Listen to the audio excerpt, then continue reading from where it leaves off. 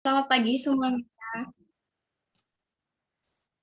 ke buat Kak Soim, buat Aisyah, ayo Reza Sofi, Laila, Ahmad Erlangga, mungkin yang tadi bilang lagi di luar, Sam juga mungkin lagi tadi bilang lagi ujian, Rizka Maulia juga, ayo kita on cam yuk. Oke, nice. Mantap, luar biasa semuanya terlihat bersemangat ya. Kayak aura-aura semangatnya tuh sampai ke tempat saya nih. Keren banget. Semuanya udah pada mandi ya kayaknya ya. Terlihat cerah ceria. Oke, terima kasih. Buat yang masih OTW on cam, mungkin masih persiapan, masih sisir-sisiran, dan lain sebagainya. Terima kasih semuanya. Nah, kita ngapain ya hari ini ya? Oke, kita akan melakukan webinar nih teman-teman. Webinarnya tentang sosialisasi, restrukturisasi organisasi. Organisasi apa sih? Restrukturisasi itu apa sih ya? Nanti kita akan bahas bersama pemateri kita, yaitu Kak Yosiandri. Oke, Saim. Mau ganti jilbab dulu ya. Nah, siapa ya pemateri kita hari ini? Sini sudah terpampang di layar Zoom kita. Sebelumnya saya mau ucapkan hai, selamat pagi Kak Yosiandri. Halo Kak, selamat pagi. Ya, ini mau dipanggil Kak, Bang, atau Mas, atau Pak ini? Pak Yosi. Bebas. Oke, Jangan Om aja ya. ya, baik Om. Oke, Kak Yosi nih. Ini ada beberapa apa ya informasi dari seorang diri Yosi. Kita akan membacakan bersama-sama, enggak sih? Nanti aku yang bacain buat kita. Siapa sih Yosi Andri ini dan siapa sih pemateri kita hari ini? Oke, namanya yaitu Yosi Andri Mika, mahasiswa psikologi juga nih teman-teman. Dan di sini ada motonya nanti di akhir ya. Mulai dari riwayat pendidikan, lulus dari SMK 1 Sintang, SMP 2 Sepauk, dan SDN 14 Manisaya. Hobinya, wah banyak banget nih hobinya Kak. Olahraga, traveling, kuliner, suka makan ya, gaming, fotografi, mantap ini. Mantap banget hobinya. Nah, buat teman-teman mungkin yang belum ada hobi, buat yang bingung nih, hobi aku apa ya? Boleh tanya sama kakak ini ya, kok bisa dia punya banyak hobi? Aku aja masih bingung hobiku apa. Nice. Terus kita baca nih yang paling penting ada riwayat organisasinya nih. Dari mana aja sih Kak Yosi bisa belajar sehingga bisa jadi pemateri kita hari ini. 2021 sampai 2022 dia menjadi koordinator si soft skill bidang pengembangan kegiatan himpunan mahasiswa psikologi Unaki Semarang. Kemudian 2019 sampai sekarang dia menjadi anggota paduan suara Unaki Semarang. Terus nih tahun 2016 sampai tahun 2019 dia menjadi anggota siswa pecinta alam SMK Negeri 1 Sintang. Terus 2017 sampai 2020 dia menjadi Dewan Kerja Ranting Pramuka Sungai Tebelian. Wow, keren banget nih Kak. Terus 2016 sampai 2019 anggota PMR Wira SMK Negeri 1 Sintang. Anak PMR ini. Terus kita pasti juga mau mengetahui prestasinya. Masa sih pemateri kita nggak ada prestasi, tapi kita mau lihat dulu. Oke, 2019 juara 2 kuis mahasiswa cerdas Disnatalis Unaki Semarang. Keren banget nih Kak. Juara 2 cerdas. Jadi pemateri kita hari ini ya cerdas banget nih teman-teman. Kita nggak tanggung-tanggung nih. Terus 2018 juara lomba literasi bahasa Inggris antar kompetensi keahlian di SMK Negeri 1 Semarang. Oke. Nah, untuk informasi yang lainnya, mungkin ini ada. Teman-teman nanti ada pertanyaan ke dia, ke kakak pematerinya. Ini ada nomor HP-nya, sudah tercantum ya. Ada Instagramnya. Buat teman-teman yang mau follow, silakan. Yosi_Andri. Terus ada email. Mungkin mau komunikasi lewat email, bisa ke email ya teman-teman ya. Oke. Udah perkenalan sama kakak pematerinya tadi udah tanya kabar belum ya? Gimana nih kabarnya, Kak? Sehat? Puji Tuhan, alhamdulillah sehat. Oke, mantap. Orang tua sehat? Nah, itu kurang tahu ya, Mbak, belum dihubungi juga. Oke, luar biasa. Nah, saya juga mengucapkan terima kasih dan selamat pagi buat teman-teman dari IMAPO. Mungkin bisa angkat tangannya teman-teman dari IMAPO. Wow, 5.000 orang ya teman-teman ya. Keren. Ramai sekali, haleluya. Kok haleluya? Aduh, ceplosan guys. Oke. Kita juga mengucapkan terima kasih kepada Pak Ketua yang hari ini belum sempat hadir karena ada sesuatu dan lain hal, kepada Kak Muhammad Hasan Mas Duki. Terima kasih ya Kak, dan ya nanti karena kita record, nanti kita juga akan bagikan nih ilmu yang kita bagikan hari ini ke teman-teman IMAPO yang mungkin hari ini berhalangan hadir untuk memajukan IMAPO lebih hebat lagi di Puspo. Oke. Semuanya siap menuju materi belum ya? Dari matanya terlihat siap sih. Tidak ada yang mengantuk sepertinya. Oke, terima kasih.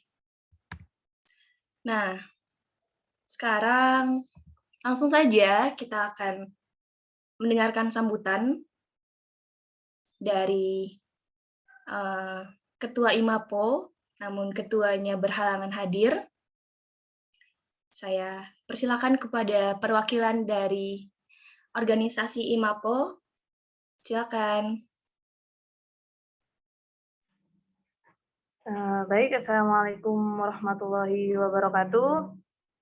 Waalaikumsalam warahmatullahi wabarakatuh. Salam sejahtera untuk teman-teman yang non-muslim. Sebelumnya saya di sini diberi amanah oleh Ketua Umum Ikatan Mahasiswa Puspo untuk melakukan sambutan di sini. Bahwasanya beliau berkenan untuk mengikuti, tidak berkenan untuk mengikuti Zoom pada pagi hari ini. Untuk rekan-rekan dari Fakultas dan Prodi Psikologi, saya ucapkan terima kasih banyak atas webinar ini ya. Webinar ini tentunya nantinya mungkin bermanfaat, ya pastinya bermanfaat bagi rekan-rekan IMAPO. Yang kita ketahui bahwasanya IMAPO ini kegiatannya masih stuck di situ saja. Kalau dibilang IMAPO ini sudah organisasi, ya bisa dibilang organisasi, tapi adanya miskomunikasi antara anggota itu ada. Makanya kenapa saya di sini bilang seperti itu, semoga saja dari rekan-rekan dari Fakultas Psikologi ini bisa memberi wawasan sedikitlah kepada teman-teman di IMAPO ini bagaimana jalannya organisasi ini sebenarnya begitu. Dan Masya Allah, tabarakallah juga di sini dari rekan IMAPO khususnya Mbak Ine ternyata mengadakan pelatihan juga, dan rekan-rekan semoga ilmunya bermanfaat nantinya. Itu saja sih yang dari saya, semoga acaranya berjalan lancar sampai akhir. Terima kasih. Assalamualaikum warahmatullahi wabarakatuh. Waalaikumsalam. Waalaikumsalam warahmatullahi wabarakatuh. Terima kasih Kak Soima. Dan ya kami juga berharap dengan adanya webinar ini ya, jadi kayak IMAPO ini bisa memperbaiki apa yang mungkin dianggap telah rusak kemarin-kemarinnya. Bersama pemateri yang hebat hari ini, kita pasti bantu IMAPO menjadi lebih baik lagi. Jadi kita saling bekerja sama gitu ya teman-teman ya. Oke, mau langsung ke materi? Siap ya teman-teman? Pak pematerinya siap? Yuk, siap. Oke, langsung saja ya, silakan. Kita hari ini ada beberapa poin yang akan dibahas oleh Kak Pemateri di sesi 1 nih. Nanti teman-teman bisa mencatat dan kita akan adakan sesi Q&A di akhir. Buat yang punya unek-unek di IMAPO nanti bisa ditanyakan ya. Silakan.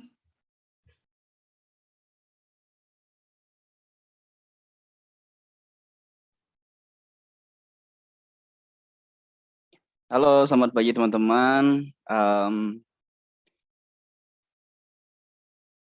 Bentar ya, saya sedang coba untuk.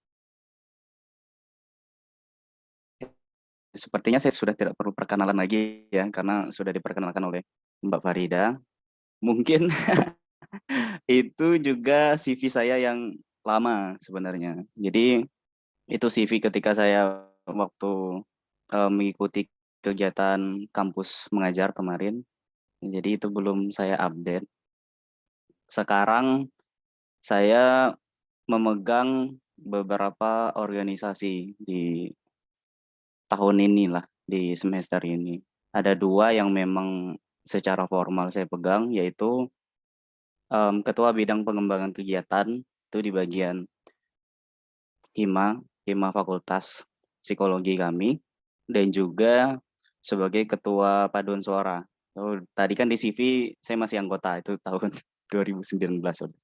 Ya, kebetulan juga baru didelegasikan ke saya. Nggak tahu juga ya, kenapa bisa jadi ketua PSM, padahal suaranya cempreng sekali ya teman-teman. Oke, jadi kurang lebih ada 6 organisasi yang saya kelola di semester ini. Jadi cukup mungkin gila organisasi ya kalau bisa dibilang ya. Betul kan mungkin Mbak Farida menghubungi saya. Ya, saya dari SMK memang gila organisasi teman-teman. Di SMK dulu saya pegang pramuka, PMR, masuk juga di PMI, organisasi siswa pecinta alam. Ya kurang lebih ada 3 itu yang saya urus untuk SMK. Sekarang juga nambah lagi bebannya. Jadi itu mungkin kurang lebihnya track record di organisasi. Jadi mungkin saya nggak terlalu teoritis teman-teman, tapi beberapa hal saya akan ambil dari teori juga untuk kasih gambaran bagaimana itu restrukturisasi. Karena restrukturisasi ini sendiri itu memang bukan sesuatu hal yang mudah untuk dilakukan, ribet ribet juga, dan ini juga sedang saya terapkan dan juga sedang saya lakukan di organisasi yang sedang saya himpun sekarang. Oke, boleh masuk ke slide pertama, Mbak. Oke, kita masuk ke sesi 1. Kita akan bersama-sama mendefinisikan terlebih dahulu. Kita persamakan persepsi kita dulu soal apa itu restrukturisasi. Nah, jadi pengertian pertama yang saya ambil itu dari KBBI-nya sendiri. Itu restrukturisasi itu sendiri itu diambil dari kata struktur, yang artinya yang pertama itu adalah cara sesuatu disusun atau dibangun, susunan atau bangunan. Yang kedua itu yang disusun dengan pola tertentu. Nah, yang ketiga itu pengaturan unsur atau bagian suatu benda. Dan yang keempat itu ketentuan unsur-unsur dari suatu benda. Nah, jadi ada beberapa kata yang mungkin bisa kita lihat. Itu cara sesuatu disusun, lalu polanya, pola, dan juga di sini ada pengaturan unsur dan juga ketentuan unsur-unsur tersebut. Nah, jadi dengan demikian, restrukturisasi dapat diartikan sebagai suatu kegiatan penataan kembali supaya strukturnya atau tatanannya jadi lebih baik. Nah, itu baru dari KBBI. Nah, sedangkan dari Stephen P. Robbins dan juga Mary Coulter itu mendefinisikan restrukturisasi atau perubahan organisasi itu pengubahan terhadap orang, struktur, dan teknologi. Nah, jadi ada tiga aspek atau 3 dimensi yang sebenarnya akan kita ubah di situ, di dalam suatu badan organisasi. Jadi, ibarat kalau kita psikologi kan belajarnya manusia, pasti ada unsur-unsur yang ada di dalam manusia kan, atribut dan segala macam. Sama halnya dengan organisasi dan juga mungkin ilmu-ilmu yang lain, pasti ada atribut di dalamnya. Nah, atributnya sendiri di dalam organisasi ya ini. Ketiga hal inilah yang akan berubah ketika kita merestrukturisasi atau kita merubah organisasi kita. Yang akan berubah adalah orang, struktur, dan juga teknologi. Nah, secara lebih rincinya, bisa lanjut ke slide selanjutnya, Mbak. Oke. Oke, teman-teman, jadi gambaran dari 3 jenis perubahan yang saya sebutkan tadi, itu ada, kita bisa lihat gambarannya itu masih juga dari Stephen P. Robbins dan juga Mary Coulter. Itu yang pertama secara struktural. Nah, secara struktural itu seperti apa? Nah, secara struktural ini perubahan struktur organisasi itu yang terdiri dari perubahan komponen struktur dan juga desain strukturnya. Nah, jadi ada dua unsur lagi nih di dalam perubahan strukturnya. Ada komponen struktur dan juga desain struktur. Nah, komponen struktur itu seperti tanggung jawab departemen itu bisa dikombinasikan satu sama lain. Nah, dan juga tingkat organisasi dihilangkan atau jumlah orang yang mengawasi setiap departemen itu juga bisa ditingkatkan. Nah, jadi Stephen P. Robbins dan juga Mary Coulter itu berpendapat bahwa perubahan desain struktur itu berhubungan dengan 6 elemen utama. Nah, ini elemen utama di dalam desain struktur. Mungkin teman-teman secara ininya, kalau desain struktur itu kalau kita biasa lihat yang ada di atasnya ketua, di bawahnya wakil, lalu di bawahnya lagi ada divisi-divisi lain lagi, di bawahnya lagi ada anggota-anggotanya gitu. Nah, itu desain strukturnya itu kurang lebihnya seperti itu. Itu namanya desain struktur organisasi. Nah, 6 elemen yang ada di dalam desain struktur itu tersebut, itu yang pertama ada seperti yang ditampilkan itu ada spesialisasi kerja. Nah, itu merupakan kegiatan membagi aktivitas atau kegiatan pekerjaan ke dalam tugas-tugas yang terpisah. Namanya juga spesialisasi, artinya spesial. Jadi tidak tumpang tindih di sini. Nah, kegiatan ini dikenal juga dengan pembagian kerja atau division of labor. Nah, jadi istilahnya pekerja ataupun yang di dalam organisasi itu berspesialisasi dalam melakukan satu bagian aktivitas pekerjaan agar output kerjanya ya itu bertambah gitu. Jadi harus memang spesialisasinya di situ gitu. Penting untuk kita merumuskan orang ke dalam satu spesialisasi kerja itu sangat penting.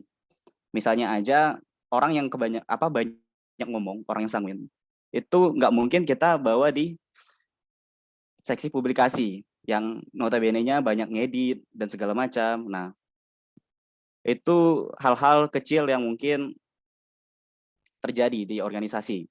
Nah, itu akan dampaknya gede banget sih. Jadi spesialisasi kerja itu penting untuk dilihat. Orang ini kompeten nggak di situ gitu loh. Spesial nggak di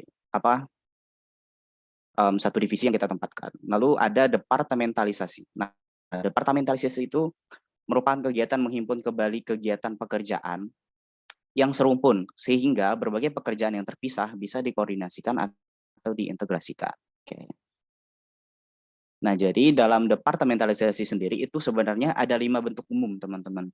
Nah, tapi karena teorinya juga kebanyakan masuknya ke ranah organisasi nirlaba, bukan organisasi sosial, jadi saya ambil 2 dari departementalisasi. Itu ada berdasarkan fungsi dan wilayah geografis. Lalu rantai komando.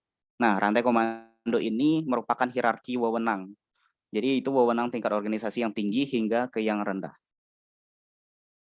Seperti saya bilang tadi kan ada secara desain struktur ada yang di atas, ada yang di bawah, ada yang membawahi lah. Dan juga ada lagi yang di bawahnya lagi.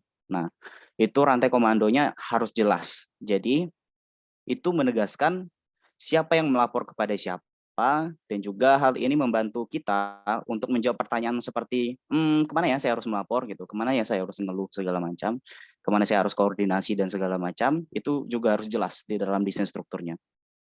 Jadi penting sekali untuk dibuat desain struktur tersebut. Nah, lalu siapa yang harus saya hubungi ketika saya dapat masalah. Nah, gitu. Jadi dengan demikian harus dipahami bahwa tentang wewenang, tanggung jawab, dan kesatuan tentang komando itu. Oke. Selanjutnya ada rentang kendali. Nah, rentang kendali ini berhubungan dengan berapa banyak anggota yang bisa kita kelola secara efisien dan efektif. Jadi oleh seorang kepala divisi. Nah, dalam organisasi juga kita harus tahu nih berapa orang yang mampu kita kendalikan di dalam satu divisi kita gitu. Misalnya divisi publikasi kita perlunya berapa orang? 5 orang, 4 orang. Nah, mampu nggak kita handle? Kalau kita bisa bagi tugas per orang bisa gitu. Nah, seksi humas Kita perlu berapa orang? 2 orang, 3 orang. Kenapa jumlahnya harus segitu? Itu kita harus punya sense di situ. Kita harus punya alasan kenapa kita menentukan berapa orang di dalam divisi tersebut. Nah, itu rentang kendali masuknya di situ. Oke, lanjut itu soal sentralisasi, teman-teman. Sentralisasi itu kadar di mana pengambilan keputusan itu dilangsungkan pada tingkat yang lebih tinggi dalam organisasi, di mana hanya sedikit input dari level yang di bawahnya atau sebaliknya. Oke, sentralisasi dan desentralisasi. Kita teman-teman udah tahu, sentralisasi mungkin kita lebih ke satu pintu gitu. Ada kalanya satu organisasi itu kita satu pintu, melapornya ke satu bidang dan juga kita harus koordinasi ke satu bidang tersebut.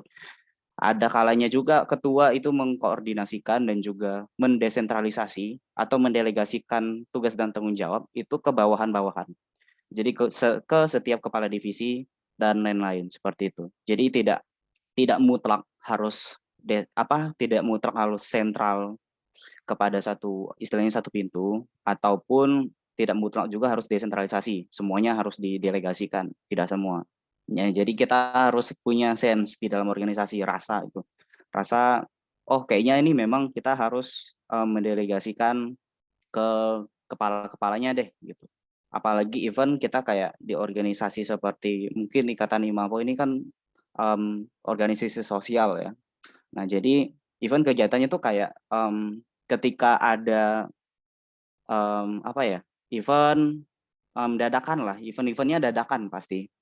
Nah, ini juga kami pernah alami ketika kami SMK dulu. Jadi kita rame sebenarnya, satu organisasi itu rame. Kita divisinya juga udah lengkap, tapi tidak semua bisa bergerak dan tidak semua punya inisiatif.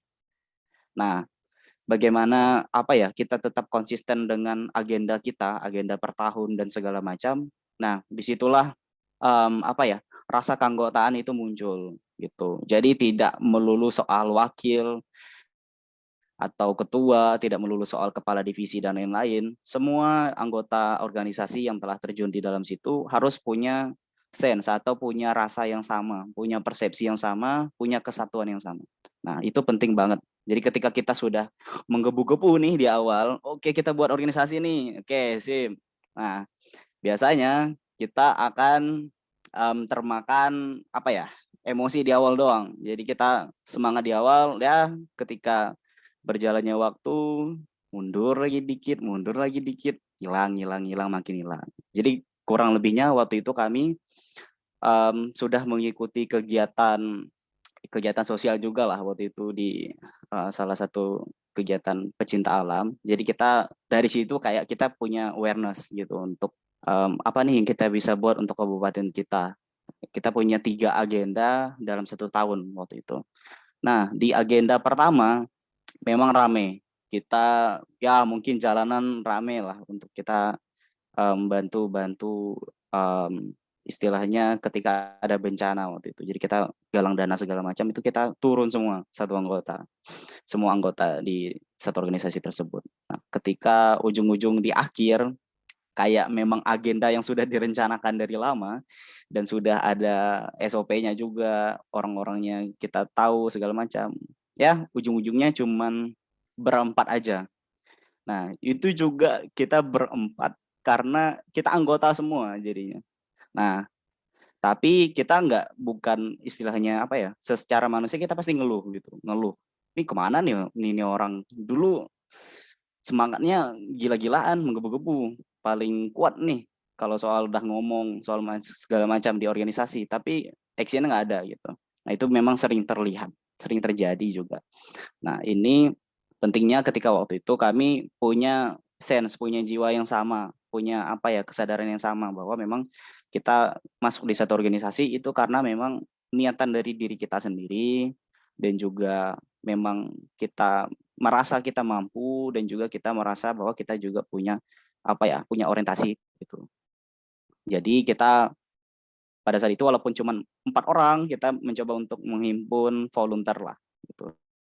Untungnya juga banyak yang bisa ikut gitu jadi volunteer.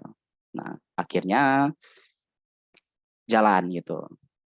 Karena juga kita dinaungi oleh organisasi yang cukup gede, teman-teman mungkin tahu WWF yang bergerak di bidang ini, ya lingkungan lah istilahnya ya.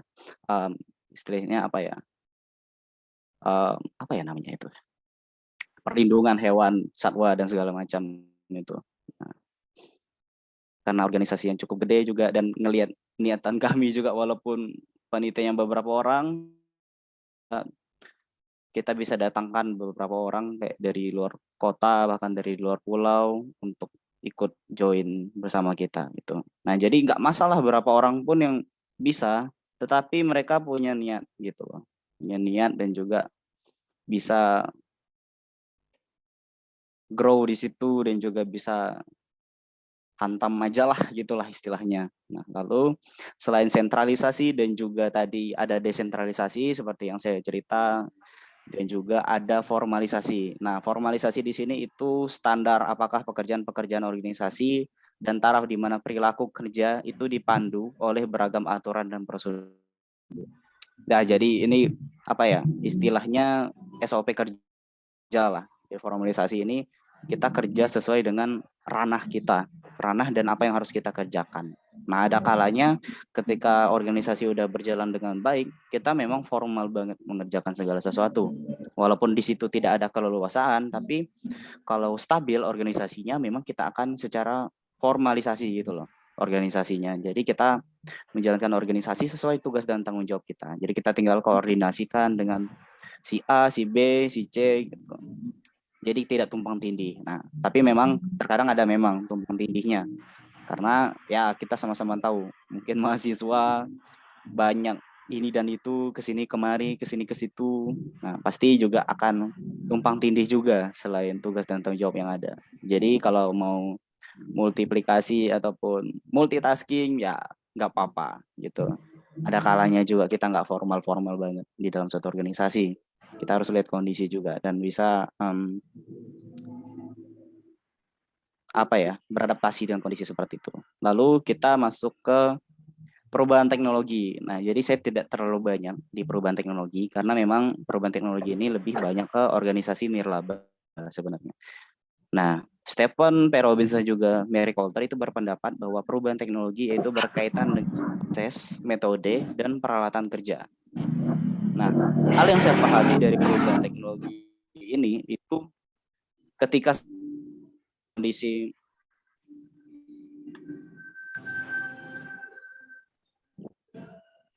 Oke, sekarang dengan perubahan kondisi ya teman-teman, seperti COVID dan segala macam, kita agak susah untuk kumpul segala macam, memang ada perubahan di sini.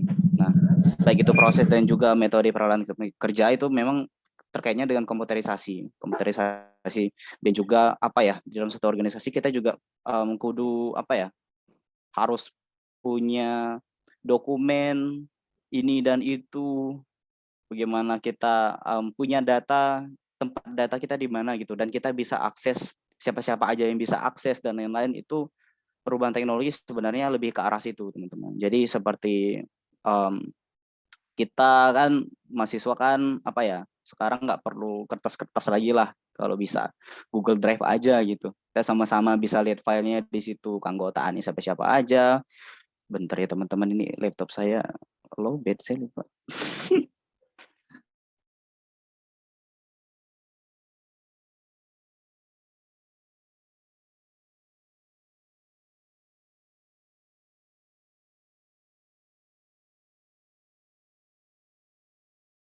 Mohon maaf sebentar ya teman-teman. Iya, Kak. Oke, buat teman-teman mungkin yang lowbat juga bisa nih diingatkan melalui kakak pemateri.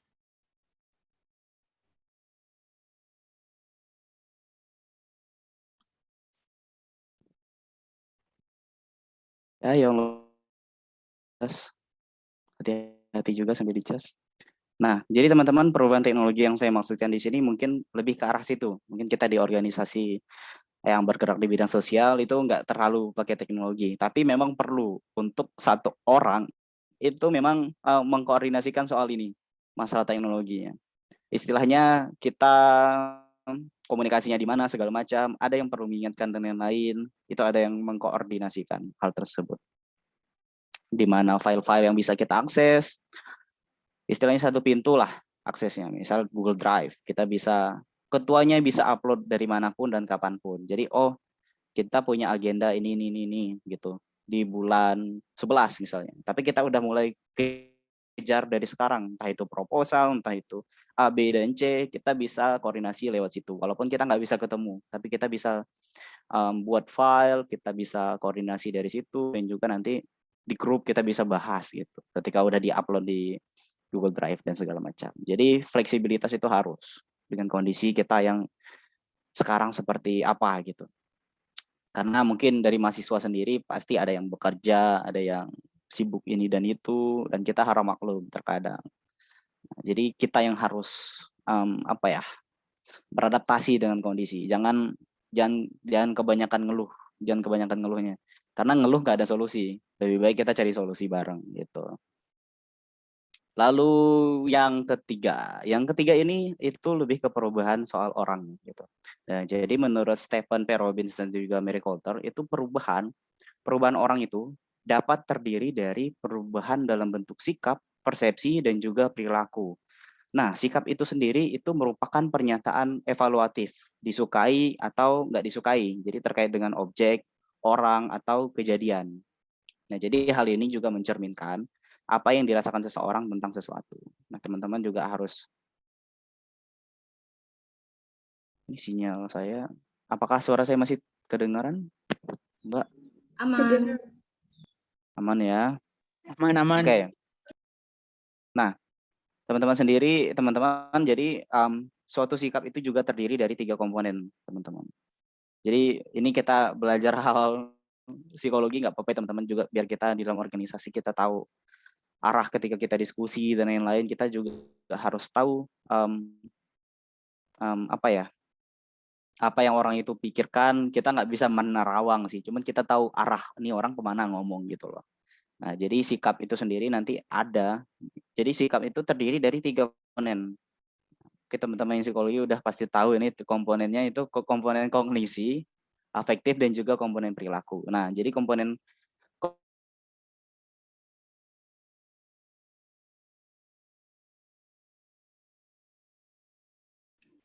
Halo.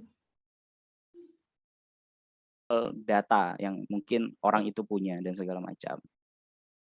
Bisa jadi opini dan lain-lain. Nah, kalau komponen afektifnya itu, afektif komponen itu apa sendiri? Jadi komponen afektif itu merupakan suatu bagian emosi atau perasaan dari sikap yang muncul. Nah, jadi teman-teman bisa lihat nih sikap yang muncul ketika kita membahas sesuatu dan segala macam. Gimana sikap orang tersebut. Kita bisa lihat juga secara kognitifnya, kita lihat data yang dia punya, kita lihat wawasan yang dia punya, dan informasi yang mungkin dia punya. Nah, jadi itu lebih ke arah ranah sana gitu. Lalu ada komponen perilaku atau behavior komponen. Itu suatu sikap yang merujuk pada itikat perilaku dalam cara tertentu terhadap seseorang atau sesuatu. Nah, jadi teman-teman ini juga bisa dilihat secara perilaku. Ini secara kasat mata kita bisa lihat gitu. Bagaimana seseorang itu merespon sesuatu dan juga berperilaku terhadap seseorang atau sesuatu ketika kita melakukan sebuah diskusi dan segala macam di dalam sebuah organisasi. Jadi teman-teman harus tahu komponen secara psikologi dasarnya aja lah, secara kognisi, secara afektif orang itu gimana, lalu perilakunya gimana, itu berkaitan dengan sikap. Lalu setelah sikap kita lihat persepsi. Nah, persepsi atau perception itu merupakan proses di mana kita mengartikan lingkungan sekitar dengan menyusun dan menginterpretasikan impresi sensoris kita, impresi sensoris. Nah, jadi ada penelitian tentang persepsi di mana secara konsisten itu menunjukkan bahwa setiap orang bisa melihat hal yang sama, tetapi berbeda mempersepsikannya. Teman-teman pasti ngeh di sini. Kita bisa lihat satu benda, satu kondisi, sesuatu peristiwa tertentu, tapi kita bisa beda dalam kita mempersepsikannya. Nah, jadi teman-teman penting untuk melihat bahwa tidak seorang pun dari kita yang melihat realitas sebenarnya. Jadi kita itu hanya menafsirkan apa yang kita lihat dan menyebutnya realitas. Seperti itu. Jadi penting untuk kita di dalam suatu organisasi itu ketika kita mau membentuk perilaku yang baik dan segala macam, membentuk organisasi yang baik dan segala macam, kita perlu menyamakan persepsi gitu. Karena di dalam satu organisasi pastilah ada pemikiran yang berbeda-beda di dalam setiap orang. Nah, bagaimana kita paling tidak kita lihat satu hal, satu peristiwa yang sedang kita alami sekarang dalam organisasi, penting kita untuk samain persepsi dulu deh gitu. Gitu. Samain persepsi supaya apa ya? Profesional aja gitu. Profesional aja, tidak ada unsur kepentingan pribadi, memang pure untuk organisasi itu sendiri gitu. Nah, penting untuk kita memang ngobrol. Jadi segala sesuatu di dunia ini memang isinya masalah semua. Tapi masalah itu sendiri pasti akan terselesaikan jika kita menurunkan gengsi kita dan kita mau komunikasi satu sama lain. Berusaha memahami satu sama lain. Itu penting. Ketika kita udah bisa ngobrol bareng, diskusi bareng dengan anggota kita, kita enak punya punya sense yang sama di dalam organisasi tersebut. Nah, geraknya juga nyaman, kita nggak perlu main paksa-paksa, main telepon-telepon, main diingetin, akan gerak secara sendirinya gitu. Karena kita secara kita manusia juga harus divalidasi kognitifnya gitu. Memang harus disadarin dulu gitu, harus sadar dulu baru bisa gitu. Nah, kalau kita udah bisa nimbulin rasa sadar itu, nah organisasi saya rasa bisa berjalan dengan baik kok gitu.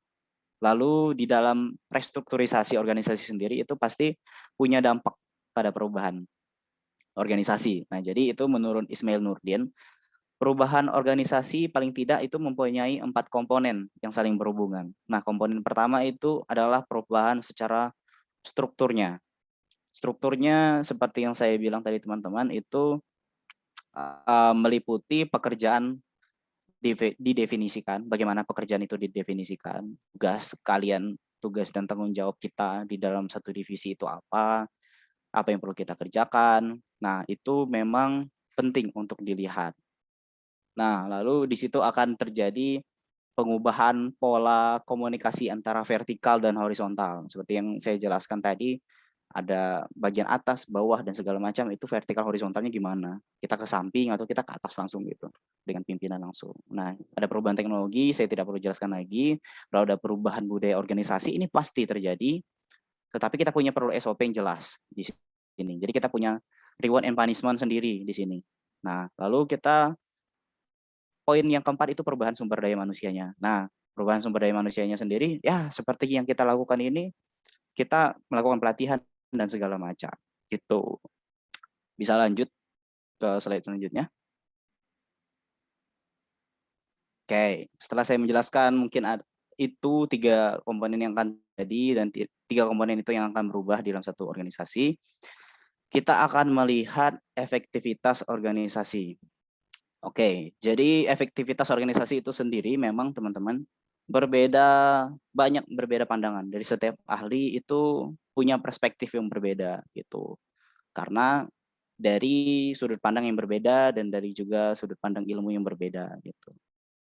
Nah, jadi secara gambaran umumnya menurut Chester Barnard itu saya ambil, efektivitas adalah pencapaian sasaran yang telah disepakati atas usaha bersama. Jadi pencapaian sasaran yang telah kita sepakati bersama dan dengan usaha bersama. Nah, penting untuk lihat di sini bagaimana suatu organisasi bisa efektif, kita bisa lihat memang dari pencapaiannya gitu, pencapaian sasaran kita dan juga apa yang udah kita sepakati serta kita lihat apakah itu dengan usaha bersama dan segala macam. Kita punya agenda tahunan dan segala macam, kita bisa lihat mana aja yang bisa udah berjalan dan mana aja yang nggak berjalan gitu. Jadi kita bisa lihat banget, oh ternyata organisasi kita nggak gerak gitu. Apa nih yang bermasalah gitu. Perlu dicari apa yang bermasalah dan juga solusinya apa secara bersama-sama. Jadi, nah saya ambil juga dari dan sejumlah sarjana ilmu sosial itu efektivitas itu sering ditinjau dari sudut pandang kualitas kehidupan. kehidupan pekerjanya. Jadi kualitas kehidupan orang-orang yang ada di dalam satu organisasi, kalau orang-orang ilmu sosial bilangnya. Nah, saya ambil 3 ini. Jadi menurut Richard Amster, itu efektivitas organisasi itu kita bisa ukur pakai kriterianya itu 3 kriteria ini. Nah, yang pertama itu kemampuan untuk menyesuaikan diri, seperti yang saya bilang tadi. Mungkin ada beberapa orang yang tidak bisa hadir dan segala macam, dan kita akan mengambil alih fungsinya gitu. Nah, kita bisa lihat apa ya, suatu organisasi itu bisa efektif atau tidak, kita bisa lihat dari kemampuan orang-orangnya menyesuaikan diri dengan kondisi. Jadi nggak apa ya, bilangnya seformal itu gitu kita dalam organisasi. Oh, enggak lah, itu kan bukan tugasku gitu loh. Jadi bukan tugasku. Kan kamu masa organisasi. Konsekuensinya ya memang kita harus satu apa ya, satu tujuan, satu visi, dan kita memang nggak boleh ngeluh gitu. Karena kamu tahu di dalam organisasi kita gini loh. Nah, itu kita bisa lihat orang-orangnya bisa menyesuaikan diri apa enggak di situ. Jadi kalau memang enggak efektif organisasinya, kita bisa nilai dari kemampuan orang-orangnya menyesuaikan diri. Nah, kalau orangnya kekeh, batu, enggak mau kayak ini lo bukan tugasku gitu loh. Kayak segala macam dan ini bla bla bla bla bla. Mungkin wajar mereka ngeluh. Tapi ketika mereka udah ngeluh tapi mungkin mereka menyadari itu dan mereka mau gerak, oke, berarti mereka bisa menyesuaikan diri. Walaupun di awal mereka punya penolakan dan segala macam, ada denial-nya itu. Tapi kita bisa lihat dari situ. Nah, selanjutnya kita bisa lihat dari produktivitas. Produktivitas itu adanya korelasi terbaik itu antara masukan dan juga keluaran. Artinya, suatu sistem dapat dikatakan produktif jika masukan yang diproses semakin sedikit untuk menghasilkan keluaran yang semakin besar. Jadi produktivitas sering boleh dihubungkan dengan cara dan sistem kerja yang efisien. Jadi sehingga proses kerja kita itu bisa berlangsung tepat waktu gitu. Nah, penting untuk kita lihat sistem kerja dan juga efisiensinya gimana. Supaya kita bisa secara agenda target kita kecapai gitu loh. Nah, itu penting gitu untuk dilihat dari situ produktivitasnya gimana. Lalu kita lihat kepuasan kerjanya. Nah, kepuasan kerja itu sebenarnya lebih ke tingkat orang itu senang nggak sih ngerjain itu hal tersebut gitu loh. Kita bisa lihat aja secara kognitif, mungkin dari cara dia informasi yang dia sampaikan segala macam. Kita bisa lihat dari afektifnya, secara mungkin raut muka, raut wajah, dan juga gestur tubuh. Kita bisa lihat orang itu senang nggak dengan yang dia kerjakan. Lalu kita juga bisa lihat secara perilakunya, apakah dia sering kontra dengan orang, ngeresponi sesuatu dengan berlebihan dan lain-lain. Kita bisa lihat orang itu puas nggak dengan pekerjaan yang sedang dia emban dia kerjakan. Kita penting untuk melihat kesejahteraan teman-teman untuk di dalam organisasi, supaya organisasi kita bisa efektif dalam bekerja gitu. Bisa jalan lah tuh istilahnya. Oke, sesi 1 mungkin cukup sampai di situ. Mungkin bisa lihat slide selanjutnya, apakah masih ada yang belum saya sampaikan? Oke, ini masuk ke sesi 2 aja deh. Masuk ke sesi 2 aja, karena timekeeper ini sudah ngechat saya ya. Katanya berapa menit lagi tadi? Berapa menit lagi, Mbak Farida? 1 menit lagi sih. Oke, 1 menit. Berarti sip, sudah. Ada kata Jadi terakhir kita di itu sesi masuk 1. di sesi 2 saja. Oke. Oke. Jangan lupa ya teman-teman, tadi materi yang sudah disampaikan oleh kakak materinya luar biasa banget. Dan mungkin ini bisa menjadi salah satu solusi nih buat teman-teman mungkin yang mau membangun sebuah organisasi atau yang organisasinya lagi hancur lebur saat ini. Bukan cuma di IMAPO sih, kita juga kayak kak materinya punya organisasi ada banyak. 6 nggak sih tadi? Mungkin dari teman-teman sini ada yang punya organisasi 10. Ya, mantap sih. Kita harus bisa menghandle semuanya ya dengan ini tadi. Dengan sebelum kita masuk ikut ke organisasi, sebelum kita membangun sebuah organisasi, tentunya kita harus punya dasar terlebih dahulu nih teman-teman. Oke. Kita mau ice breaking dulu ya. Mungkin buat teman-teman yang bisa ikutan ice breaking-nya, bisa on cam, karena kayak gimana kok cuma kita berlima yang ice breaking, yang punya acara dan yang jadi pemateri, mantap sih. Ayo nih, agak rumit kalau kita cuma beberapa. Nanti buat yang menang di ice breaking kita kasih saldo ShopeePay 25.000. Lumayan kan buat beli sebelah nih teman-teman. Satu porsi nih. Weekend lagi. Apalagi mau malam mingguan ya. Masa nggak punya modal? Kita harus dapatkan modal dari games ini nih, teman-teman. Oke. Games atau ice breaking-nya akan dipimpin oleh Kak Reza Sofi. Hai, Kak Reza Sofi, siap? Ya, siap. Oke. Silakan kasih instruksinya. Jadi ini gini, ini tebak kata. Jadi yang diambil itu huruf terakhirnya dari kata tersebut. Seperti kayak Maaf contohnya. Kak Reza, suaranya Iya. kurang nggak terdengar. Oh ya, sebentar. Ih, loh, headset. Bentar ya. Ambil headset. Oke. Kita mau tebak kata. Tebak kata. Kalian tahu tebak kata?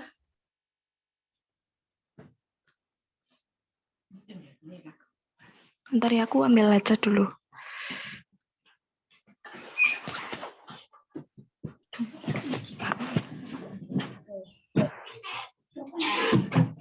Headsetnya di dalam peradaban, jadi agak sedikit memakan waktu. Kau no?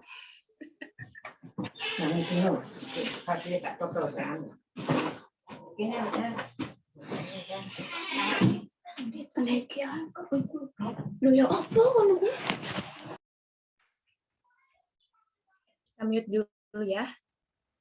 Mengurangi hal-hal yang tidak terduga. Hai Bahrul. Welcome to webinar. Kamu mute ya? Aku unmute ya, sorry.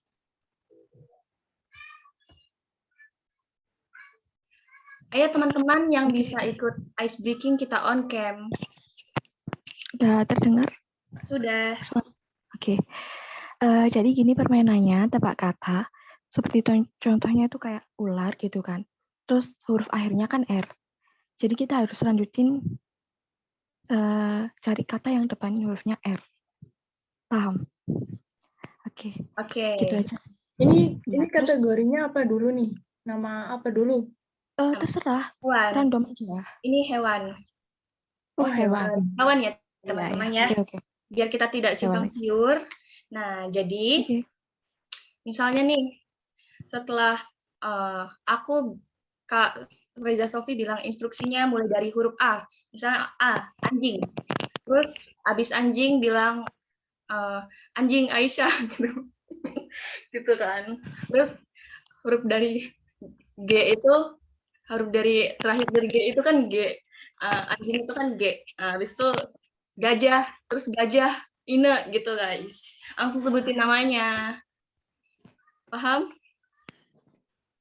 Oke, silakan Kak. Siap, Kakak. Mau dimulai dari huruf apa? Singa.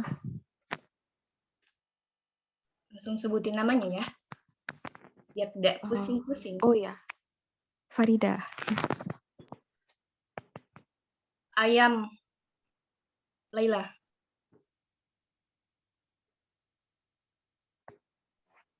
Macan.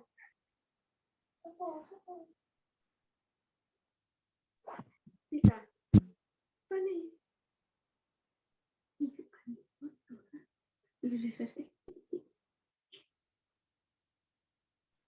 Jangan-jangan nanti yang dapat saldo ShopeePay-nya kami sendiri nih.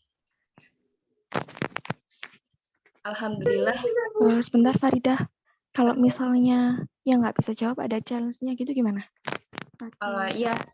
Pakai Kan truth begitu and kan dare. rules-nya. Ya. Jadi kayak nanti gugur, nanti tinggal tersisa berapa gitu kan. Oke, semangat semua. Semangat mendapatkan 25.000. Yeay.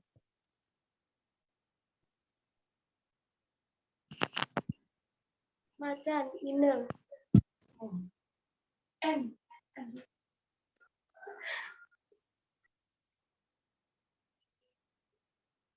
Lima, 4, 3, 2, 1. Naga, Atul. Adakah hewan naga? Di mana nemu naga? Ada ih. Kamu Aku tuh belum pernah lihat ada. naga. Ada Farida. Nggak ada naga. Ada Farida. Naga termasuk hewan Farida. Oh, hidup di mana? Ada. Ada lah. Ragunan. Belum pernah lihat naga ini. Nggak boleh. Oke, gimana Kak Reda Sofi Hakim di sini? Adakah hewan naga? Ada kayaknya. Di dongeng. Keputusannya apakah Kak Ina gugur? Gugur. Oke, tersisa 1, 2, 3, 4, 5, 60.000 orang yang ikutan. Lanjut Kak Reza Sofi. Kucing. Ina. Ini nggak ikutan lagi kan? Oh iya, tadi Ina ya. Aisyah.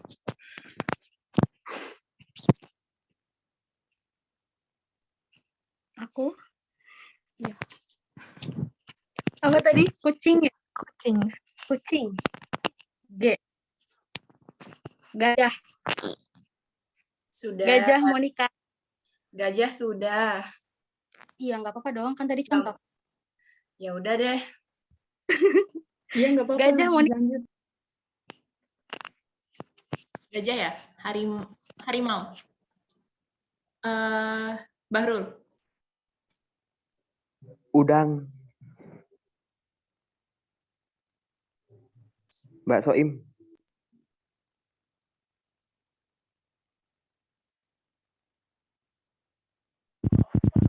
Gagak. Kan bisa juga burung gagak itu. Atul. Lanjutnya siapa Mbak Soim? Atul. Kak Atul, ayo Kak Atul.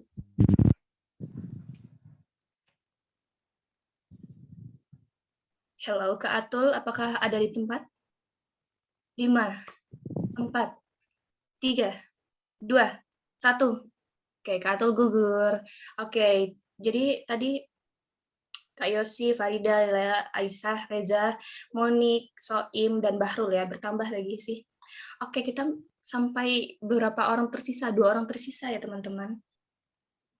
Mungkin saran dari aku jawabnya harus cepet gitu. Ya, cepet aja. Iya, harus cepet. Iya, tidak 5 menit. Paling 3 detik ya Iya. teman-teman ya. Iya, 3 detik. Iya. Langsung. Mangga, Reza. Jerapah. Siapa ya? Mbak Monik. Jerapah ya? Apa ya? Harimau tadi sudah.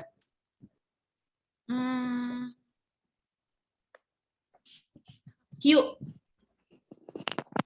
Soim.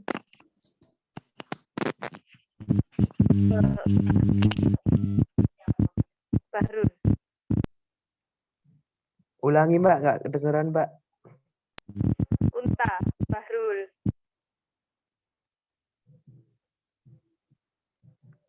Anjing. Mbak Farida.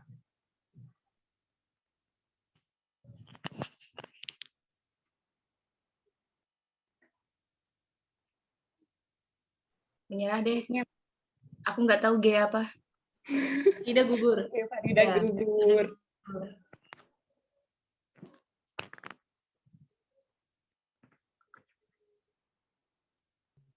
Ini dari pesertanya yang aktif Mbak Aisyah, Mbak Soima, sama Bahrul ya.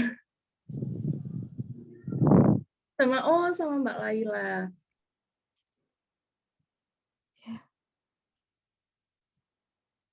Gimana ini aku lanjut? Iya, lanjut Sof. Apa ya? Nyamuk. Kak berarti. Siapa ya? Mas ini Ahmad Erlangga.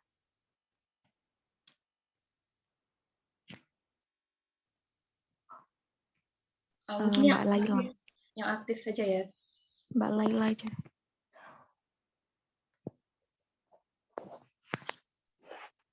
Kuda Ina. Nah, gugur.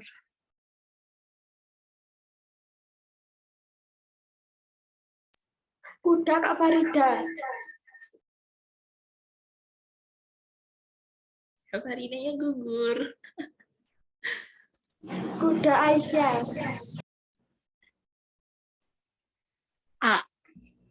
Apa ya? Apa? 3, Angsa. 2, Angsa Kayosi. Angsa.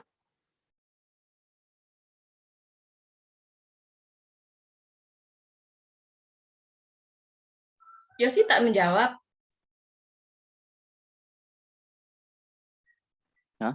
Belum ada Yosi. dilempar toh? Hah? Iya. Udah Belum ada tadi. dilempar kan? Iya. Udah Nggak ada. kedengaran. Angsa Kak Yosi. Sudah. Yosi gugur. Oke. Lanjut Kak Reza Sofi. Ayo kita Kecepatan. ya.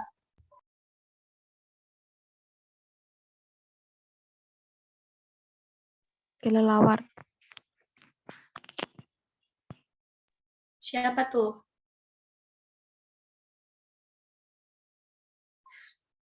Aisyah. Bahrul.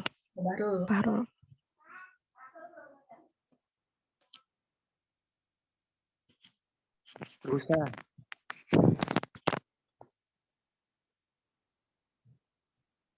Mbak Aisyah.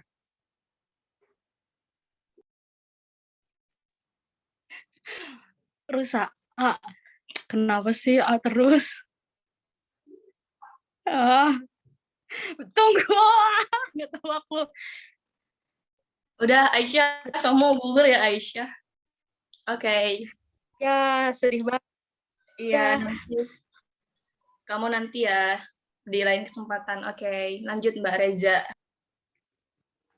agak sat-sat ya Mbak Reza. Kanguru. Siapa ya? Oh, bentar, sorry. Ini ada saran. Coba diganti nama yang lain, misal buah gitu, atau apa, jangan nama hewan. Kita pakai nama buah aja ya, lebih susah. Iya Kak Ina, silakan lanjut Mbak Reza. Cepet ya. Oke, durian. Mbak Laila.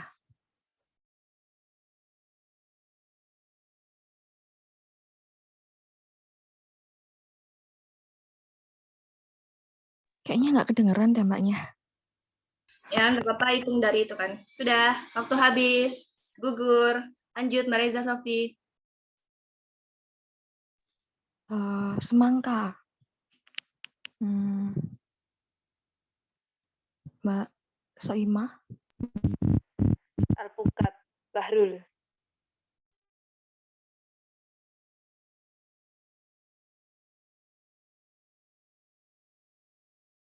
Timun.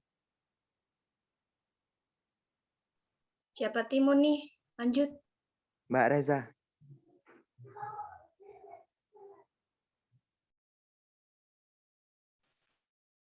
Nanas. Tapi dia pemandunya, sobat. Iya, dah. Bagaimana nih? Lanjut. Ke siapa sih yang belum gugur nih? Mbak Soim sama Bahrul. Bahrul aja deh. Semangka. Mbak Soim. Semangka tadi sudah, bukan? Sudah ya. Tersisa berapa lagi nih Kak Ina? Kak Reza Sofi? Apakah sudah tersisa 2 orang?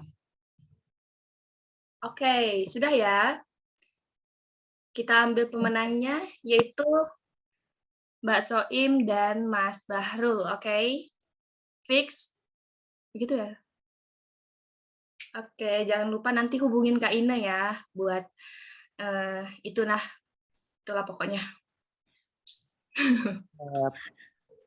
Terima kasih atas antusiasnya. Terima kasih Kak Reza Sofi yang sudah memandu kita hari ini. Ya, Yes. sama-sama Kak Farida. Oke, untuk pematerinya masih izin dulu ke belakang. Sebentar. Kita ngapain lagi ya? Kita mau masuk ke materi sesi 2 nih.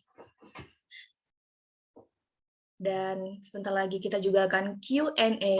Sudah siapin pertanyaannya kah semua? Kita membuka 3 pertanyaannya nanti teman-teman. Jadi, silakan dipersiapkan.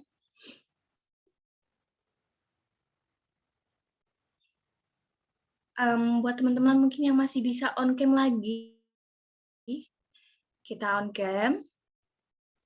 Kak Sofi, Aisyah, Soima, Barul. Hai Mas Barul.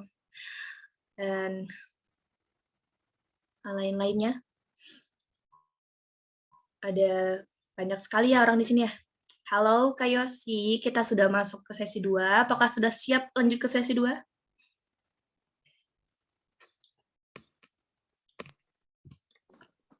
Oke, gas.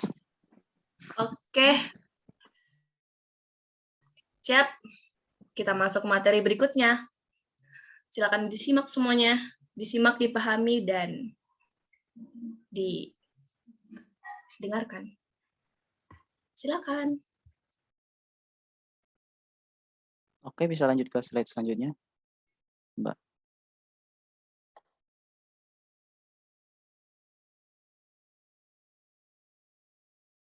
Oke, teman-teman, kita akan masuk ke komunikasi yang efektif di dalam organisasi. Nah, jadi di dalam sebuah organisasi itu penting untuk tadi saya bilang itu komunikasi. Itu apa ya? Hal yang sangat penting, baik itu dari yang menyampaikan pesan dan juga apa ya? Si penerimanya bagaimana dan lain-lain. Nah, itu ada seninya tersendiri di dalam berkomunikasi. Nah, komunikasi yang efektif dalam organisasi itu sangat penting karena itu akan meningkatkan produktivitas kita di dalam sebuah organisasi. Lalu kita bisa mengatasi atau menghindari konflik. Nah, jadi penting untuk komunikasi, nggak diem-dieman di dalam organisasi. Jadi ngobrol, talk to talk. Lalu kita itu juga membantu untuk ngembangin potensi kita di dalam berorganisasi. Lalu juga bisa membentuk suasana kerja yang kondusif dan juga profesional. Oke, yang pertama itu menghargai pendapat. Ya, penting untuk kita selalu menghargai pendapat siapapun yang ngomong di depan kita. Nah, karena kita tadi tahu bahwa setiap orang punya persepsi dan cara pandang masing-masing dan lain-lain, penting untuk kita menghargai pendapat orang lain. Karena kita tahu bahwa setiap manusia pasti punya punya keunikan sendiri-sendiri. Orang kembar aja pasti beda secara sifat, kepribadian dan segala macam. Jadi penting kita untuk bisa hargai keunikan karakter masing-masing orang di dalam anggota organisasi kita. Terlepas dari latar belakang dia apa segala macam, ras dan segala macam, itu penting. Jadi kita harus menghargailah satu sama lain supaya kita bisa ada jalan tengah di situ. Win-win solution lah. Lalu kita memberikan feedback. Feedback itu lebih ke arah respon yang kita berikan kepada pihak lain yang kita ajak komunikasi ataupun yang mengajak kita berkomunikasi gitu. Jadi kita penting untuk kasih feedback. Nah, kita bisa lihat orang itu ngeh yang kita sampaikan ataupun dia bisa menghargai itu tidak. Yang bisa kita sampaikan terlihat dari feedbacknya. Nah, orang yang kita ajak komunikasi kalau nggak ada feedback, berarti dia nggak interest dengan apa yang kita komunikasikan dan segala macam. Nah, jadi penting untuk kita selalu kasih feedback deh ketika ada orang yang ngajak ngobrol, ketika ada orang yang ngajak komunikasi, ataupun di dalam sebuah forum itu penting ada feedback. Kalau satu arah doang mah itu namanya bukan komunikasi kan. Namanya diem-dieman. Diem-dieman. Oke, yang selanjutnya itu berbicara secara langsung. Nah, berbicara secara langsung itu seperti apa? Ya face to face lah gitu. Jadi kita tidak nggak ngomong di belakang gitu loh. Ini kita satu organisasi, kita satu visi, satu tujuan. Kita katanya organisasi sosial, organisasi yang bergerak di bidang lingkungan. Lah kok kita ngomongin satu sama lain di belakang? Gitu. Katanya satu organisasi gitu. Nah, jadi penting kita untuk nggak gosip ya teman, nggak gosip. Jadi kita ngomong aja langsung ke orangnya gitu. Ataupun kita ngomong langsung aja di forum. Jadi kita clear di forum, nggak ada dibawa ke belakang lagi kalau ada masalah dan segala macam. Nah, penting di situ. Lalu kita masuk ke poin sinkron. Oke, sinkron di sini itu lebih ke arah menyesuaikan antara perkataan dan perbuatan. Nah, jadi ada sinkronisasi di situ. Apalagi ketika kita berada di posisi apa ya, sebagai atasan atau kita pemimpin di dalam tim kerja. Jadi penting untuk kita, kalau kita bilang A, ya kita lakuin A juga gitu. Jadi jangan kayak nggak punya integritas gitu. Kita ngomongnya A, nggak taunya B gitu loh. Jadi penting untuk kita apa yang udah kita keluarkan dari mulut, kita harus sesuaiin juga dengan perbuatan kita. Nah, jadi ada sinkronisasinya di situ. Entah itu apa ya, disiplin soal waktu, entah itu ketepatan waktu soal kita kerjain deadline, apa ya, deadline agenda kita per tahun segala macam, itu penting. Itu sinkronisasi itu maksudnya di situ. Lalu selalu update. Nah, ini yang sering tidak terjadi. Grup sudah diinfokan di grup tapi tidak dibaca biasanya. Nah, ini permasalahan yang sering terjadi banget di organisasi kita, apalagi organisasi kemahasiswaan ya. Paling males baca grup, harus ditelepon satu-satu, kan nggak mungkin, apalagi kalau anggotanya sampai 30-an, 40-an orang, kan kita nggak mungkin telepon satu-satu toh. Nah, jadi penting banget teman-teman untuk selalu update apa nih info terbaru soal organisasi kita, kan kita juga harus punya responsibility di sini, harus punya tanggung. Nah, jadi up to date deh, nggak cuman story si doi doang yang kita lihat kan. Nah, grup juga kita harus lihat gitu. Jadi kita benar-benar tanggung jawab atas apa yang udah kita mulai. Itu penting. Nah, oke, selanjutnya selalu bersikap bersahabat dengan semua orang. Nah, ini lebih ke bagaimana kita membangun suasana di organisasi lah biar nggak tegang-tegang banget gitu. Jadi penting untuk kita apa ya, ramah kepada siapapun gitu. Kayak baik itu dari atasan ke bawahan dan segala macam. Secara struktural kan kita bisa lihat mana yang atasan kita, mana yang bawahan kita. Kita juga memang harus, walaupun kita nggak apa ya, kita nggak buat gap yang terlalu tinggi di antara kita di organisasi, tapi penting juga untuk kita apa ya, tetap punya sense respect gitu loh. Rasa respect kita harus tetap ada gitu. Karena kita tahu dia atasan kita tahu kita harus bertanggung jawab ke dia soal tanggung jawab yang udah dipercayakan. Nah, karena nggak mudah jadi pemimpin memang gitu. Karena apa ya, segala sesuatu kita udah mikir ke depan dulu, udah visioner duluan. Itu pemimpin bisa dibilang seperti itu. Jadi segala sesuatu dia, jangan heran kalau pemimpinnya rewel dan segala macam, memaksakan segala sesuatu dan segala macam, karena wajar.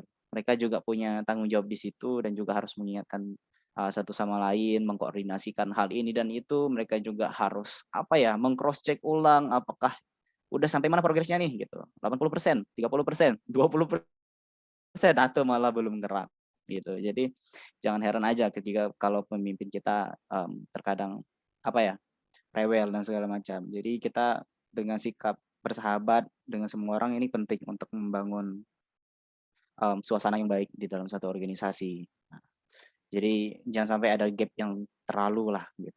Walaupun mungkin kita seumuran, kita apa ya, teman gitu, teman dekat dan segala macam, tapi dalam organisasi kita berusaha untuk profesional gitu. Lalu selalu siap. Nah, selalu siap di sini itu apa ya, siap di sini adalah siap untuk diajak berbicara dan bekerja sama. Nah, makanya ketika saya bilang tadi, oh tiba-tiba si ini nggak bisa nih gitu, ya kita harus siap gitu, mau nggak mau gitu. Karena konsekuensinya juga pertama nama baik diri sendiri, nama baik organisasi, nama baik organisasi itu berkaitan dengan nama baik kita sendiri. Lah si itu kan di organisasi itu, lihatlah organisasinya nggak jalan gitu. Nah, kenanya ke orang-orang yang ada dalam organisasi. Nah, jadi itu memang saling berkesinambungan. Kenapa kita harus setiap anggota harus siap, entah itu pemimpin divisi, anggota, bahkan ketua atau wakil, sekretaris bendahara dan segala macam. Kenapa kita semua harus siap untuk ketika ada job tiba-tiba gitulah, kita harus multitasking tiba-tiba di dalam satu organisasi, ya begitu, karena kita ngemban nama bukan cuma nama diri kita sendiri, tapi kita secara ini ngemban nama teman-teman juga gitu, ngemban nama teman-teman dan juga organisasi juga yang kita organisasi yang kita jalankan itu. Organisasi sosial kan, kita kepeleset gitu sama organisasi kita. Nah, lalu kita mau mendengarkan. Nah, komunikasi itu prosesnya itu dua arah. Jadi bukan melulu hanya bicara, tapi juga kita mendengarkan. Nah, penting untuk kita menjadi pendengar yang baik. Maka jika kita menjalankan komunikasi yang efektif, itu untuk kita bisa menjalankan komunikasi yang efektif, itu kita harus bisa jadi pendengar yang baik untuk teman-teman kita. Siapapun yang ngobrol, kita istilahnya kudu lihat ini orang penting gitu. Kita penting dan orang itu juga penting gitu. Karena keunikan manusia, kita harus menganggap semua orang penting. Nah, penting untuk punya rasa respect-nya di situ. Respect sebagai dia sebagai manusia, dia bukan hewan loh gitu, punya akal juga. Walaupun terlepas dari kesalahan dia dan segala macam hal-hal yang mungkin kalian nggak suka dari orang tersebut, kita harus profesional dalam organisasi gitu. Dengarin gitu. Karena bisa jadi apa yang dia katakan walaupun nggak sesuai dengan perilakunya bisa jadi benar, bisa jadi pelajaran bagi kita juga gitu. Jadi penting gitu. Siapapun yang kita yang ngomong kita dengerin, jadi pendengar yang baik. Lalu menyampaikan pesan dengan jelas. Nah, ini penting banget untuk tidak bertele-tele. Ini ke Bali dulu, lalu ke Kalimantan dulu, lalu ke mana lagi, ke Pulau Jawa lagi, muter-muter gitu. Kan sering ada orang yang seperti ini, menyampaikan pesan yang tidak jelas. Apa yang kita mau sampaikan, kita mau kasih feedback ke si orang yang menyampaikan pesan, itu kita harus jelas dulu. Dipikirin dulu gitu apa yang mau memang kita omongin supaya yang kita sampaikan jelas dan seharusnya ya ini bukan hanya sense di pemimpinnya. Kalau pemimpinnya punya rasa oh aku tahu nih arah dia kemana gitu. Mungkin dia ada probing, dia akan probing orang tersebut dan juga dia akan oh ternyata teman-teman mungkin maksud dia gini gitu. Mungkin dia akan probing dan segala macam. Tapi kalau ketika ada pemimpin yang tidak bisa probing, teman-teman yang bisa probing, teman-teman yang punya nalar yang kritis, ngomong aja gitu. Jangan sampai orang tersebut kita buang-buang waktu gitu loh. Ketika kita diskusi dan segala macam, rapat dan segala macam, kita jadi buang-buang waktu dengerin dia ngoceh nggak jelas, ke arahnya nggak jelas kemana. Tapi teman-teman mungkin ada yang tahu dia ngomongnya ke arah mana. Teman-teman boleh kayak nyangga, oh mungkin maksud kamu di sini ya gitu. Oh iya benar gitu. Nah, kan jadi cepet gitu loh. Nah, itu penting juga untuk saling tolong menolong lah. Selain kita juga bisa menyampaikan pesan dengan jelas, kita bisa bantu, kita ringkas gitu, supaya mudah dipahami oleh orang lain. Selanjutnya kita harus memperhatikan bahasa tubuh. Nah, kadang-kadang memang yang lebih jujur itu bahasa verbal daripada non verbal memang. Bahasa tubuh itu lebih lebih jujur daripada bahasa verbal. Nah, jadi ketika kita menyampaikan sebuah pesan, usahakan itu bahasa tubuh kita nggak bertentangan dengan pesan yang kita sampaikan. Jadi kalau kita memang senang akan sesuatu, kita memang ingin menyampaikan hal tersebut secara antusias dan lain sebagainya, kita memang ekspresi tubuh, gestur tubuh itu menunjukkan bahwa kita memang ingin menyampaikan hal tersebut dengan baik dan benar. Jadi jangan sampai kita kayak oh ya, aku setuju kok. Tapi mukanya jutek gitu loh. Ini orang kan mulutnya memang bilang setuju, cuman ekspresi muka, gestur tubuh dia menunjukkan nggak setuju. Jadi kita bahasa tubuh memang kadang lebih jujur karena kita nggak bisa, kadang susah kontrol gitu loh. Hal yang kadang nggak kita sadari juga. Jadi teman-teman kita perlu untuk lihat. Oh mungkin ada banyak nih yang nggak setuju kayaknya. Soalnya bahasa tubuhnya gini gitu. Kita harus punya udah duluan mikir di situ. Jadi kita jangan terlarut di situ dan kita bisa oh ternyata mungkin ada trouble nih di sini. Kita harus komunikasikan gitu. Kita harus diskusi dan sebagainya. Itu penting untuk kita membangun rasa yang sama di dalam organisasi, ya memang seperti itu prosesnya. Jadi berproses di dalam organisasi ketika masih mahasiswa itu penting. Jadi ketika nanti bekerja, ketika kita mungkin jadi pemimpin dan nggak kagok, kita udah nggak kaget dengan kondisi yang seperti itu kita bisa atasin gitu. Jadi bukan sesuatu hal yang memalukan ketika sebuah organisasi itu punya masalah, punya trouble. Justru masalah lah. Nah, jadi penting untuk punya masalah gitu. Karena ya itulah manusia, kita hidup dengan masalah setiap hari. Dan yang terakhir kita harus open minded. Open minded. Oke. Saya yakin teman-teman tahu sendiri open minded itu gimana. Open minded itu kalau saya definisikan secara pribadi itu lebih ke arah kita stuck di pemikiran kita bahwa kita benar. Satu itu satu gitu loh. Ini kan bukan matematika gitu. 1 tambah 1 sama dengan 2. Enggak gitu. Jadi di dalam open minded kita 1 tambah 1 bisa jadi 3, bisa jadi 5, bisa jadi 10. Tapi bukan soal matematika. Tapi soal ini. Isi kepala kita. Isi kepala kita dan juga hati kita. Ketika kita udah mempersepsikan sesuatu itu plek, ini sesuatu ini benar gitu. Kita nggak mau buka hati, kita nggak mau buka telinga, nggak mau buka mata, buta berarti ya. Nggak mungkin juga nggak buka mata. Ya setidaknya seperti itu kita nggak open minded. Nah, open minded itu ketika kita menganggap sesuatu pemikiranku belum tentu benar kok, tapi mungkin bisa ada pasti sesuatu yang kurang gitu. Selalu ada sesuatu yang kurang dan selalu ini belum sempurna dan juga belum final gitu. Penting untuk tetap memposisikan diri di low terus. Jangan kekeh banget dan jangan keras banget gitu. Jadi kita nggak batu. Dibilang orang ini orang batu banget. Kecuali hal-hal yang prinsipal itu memang kita harus batu gitu, harus keras gitu. Beda dengan soal hal-hal yang kita cari solusi dan segala macam itu kita nggak boleh cepat mengambil keputusan, kita nggak boleh cepat terlalu menyimpulkan sesuatu, kita harus benar-benar pikirin apa yang benar-benar kita harus lakukan ke depannya gitu. Jadi kita perlu pendapat teman-teman yang lain karena kita satu organisasi dan kita juga bergerak dengan hati yang sama, sosial ya. Pasti saya yakin teman-teman yang bergerak di sini di Emapo pasti punya jiwa sosial yang tinggi gitu. Saya yakin itu. Karena tidak mungkin teman-teman masuk organisasi sembarangan tanpa punya paling tidak ada rasa dan punya orientasi ke arah sana dan punya hati ke sana gitu. Jadi penting untuk kita open minded satu sama lain supaya bisa sehati deh gitu. Paling tidak seperti itu. Nah, jadi itulah manfaatnya kita melakukan komunikasi yang efektif di dalam sebuah organisasi. Ketika kita sudah tahu tadi di awal ada perubahan A, B dan C dan segala macam, kita juga harus bisa punya pola komunikasi yang jelas, komunikasi yang efektif supaya organisasi kita nggak bertele-tele, organisasi kita plek langsung cepet bisa kerjain segala sesuatu secara efisien dan efektif gitu. Mungkin segitu, lalu kita lanjut ke selanjutnya. Selanjutnya saya akan coba sesi 2. Oke. Teman-teman. Oke, nah planning. Ini Mbak Farida yang buat planning nih, Pak. Planning. Kita akan lihat planning apa nih yang akan bisa kita lakukan di dalam restrukturisasi. Oke, ini ada desain struktur organisasi, kurang lebih seperti ini. Nah, oke.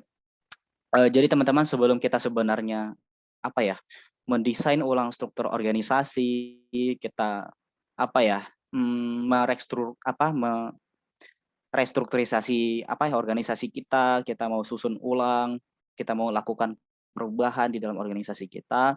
Sebelum masuk ke poin ini sebenarnya penting dan ada baiknya kita ketika kita tahu organisasi kita punya trouble, punya masalah, penting untuk mengumpulkan orang-orang tersebut.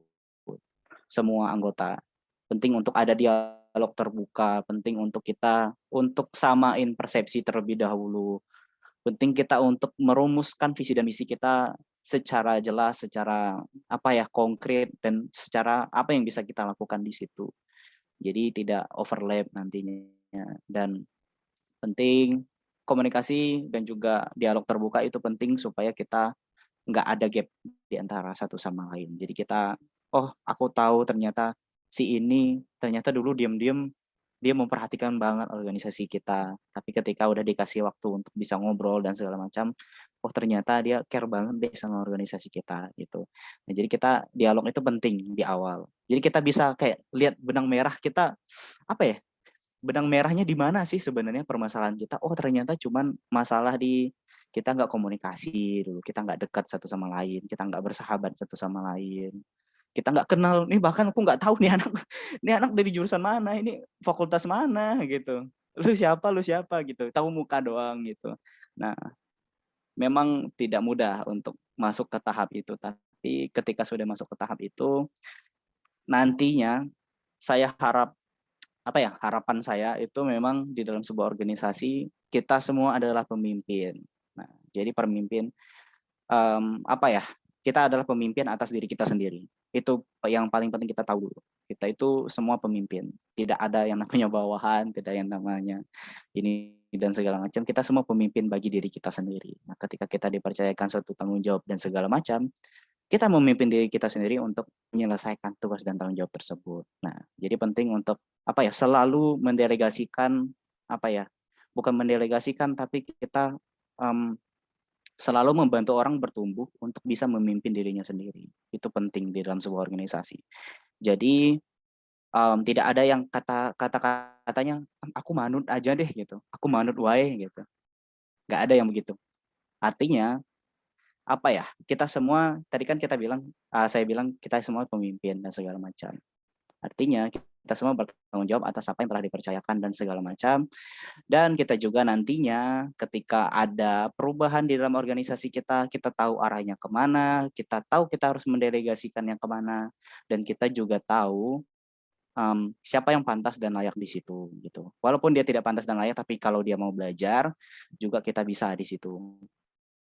Tetapin orangnya di situlah istilahnya. Jadi kita menjadi pemimpin yang melayani, pemimpin yang memang menjadikan orang lain pemimpin juga gitu.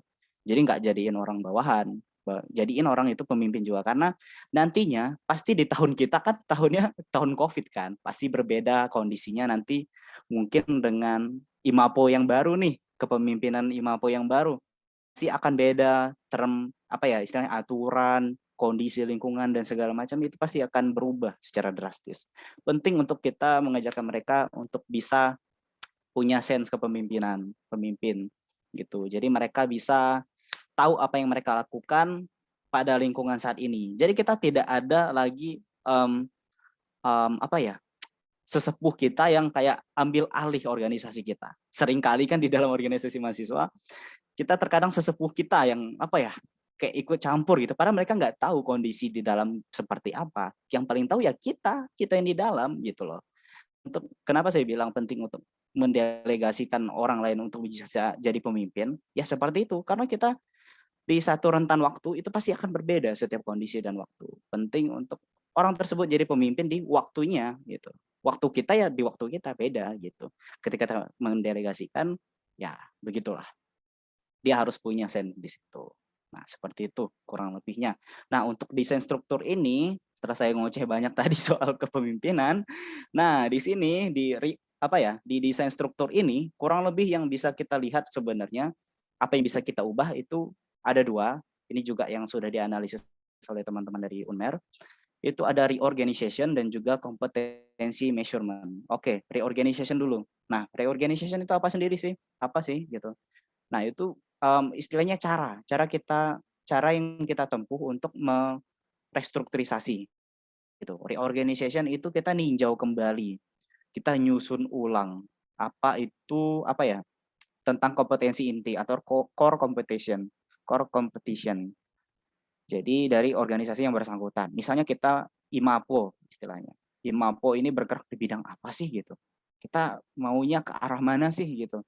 Jadi kita mulai apa ya, sebenarnya inti organisasi kita nih ngapain sih gitu. Kita perlu untuk mengumpulin orang-orangnya untuk bisa fokusin apa ya, kita mau ke arah mana gitu. Di masa depan kita mau ngapain, 1 tahun ke depan kita mau ngapain. Agenda dalam 1 tahun kita harus punya kalender sendiri dan kita juga bisa plek kita gerak dalam kurun waktu segini kita udah kerjain ini. Dalam kurun waktu segini kita kerjain ini. Nah, di situ penting kita untuk apa ya, reorganization itu ninjau kembali atau nyusun kembali bagaimana apa ya, kompetensi ataupun fungsi organisasi kita akan berjalan ke arah mana, biar orang-orangnya juga ngeh apa yang kukerjain itu memang dampaknya gede gitu loh, dampaknya ke arah sana gitu. Jadi mereka punya awareness. Ini manusia memang harus disadarin dulu, memang baru ini bisa gerak gitu. Kalau mereka udah punya kesadaran secara kognitif, mereka udah bisa mikir, mereka akan jalanin secara hati, secara afektif, mereka akan jalani dengan baik dan perilakunya juga akan menyesuaikan dengan kondisi dan apa ya, lingkungan yang ada gitu.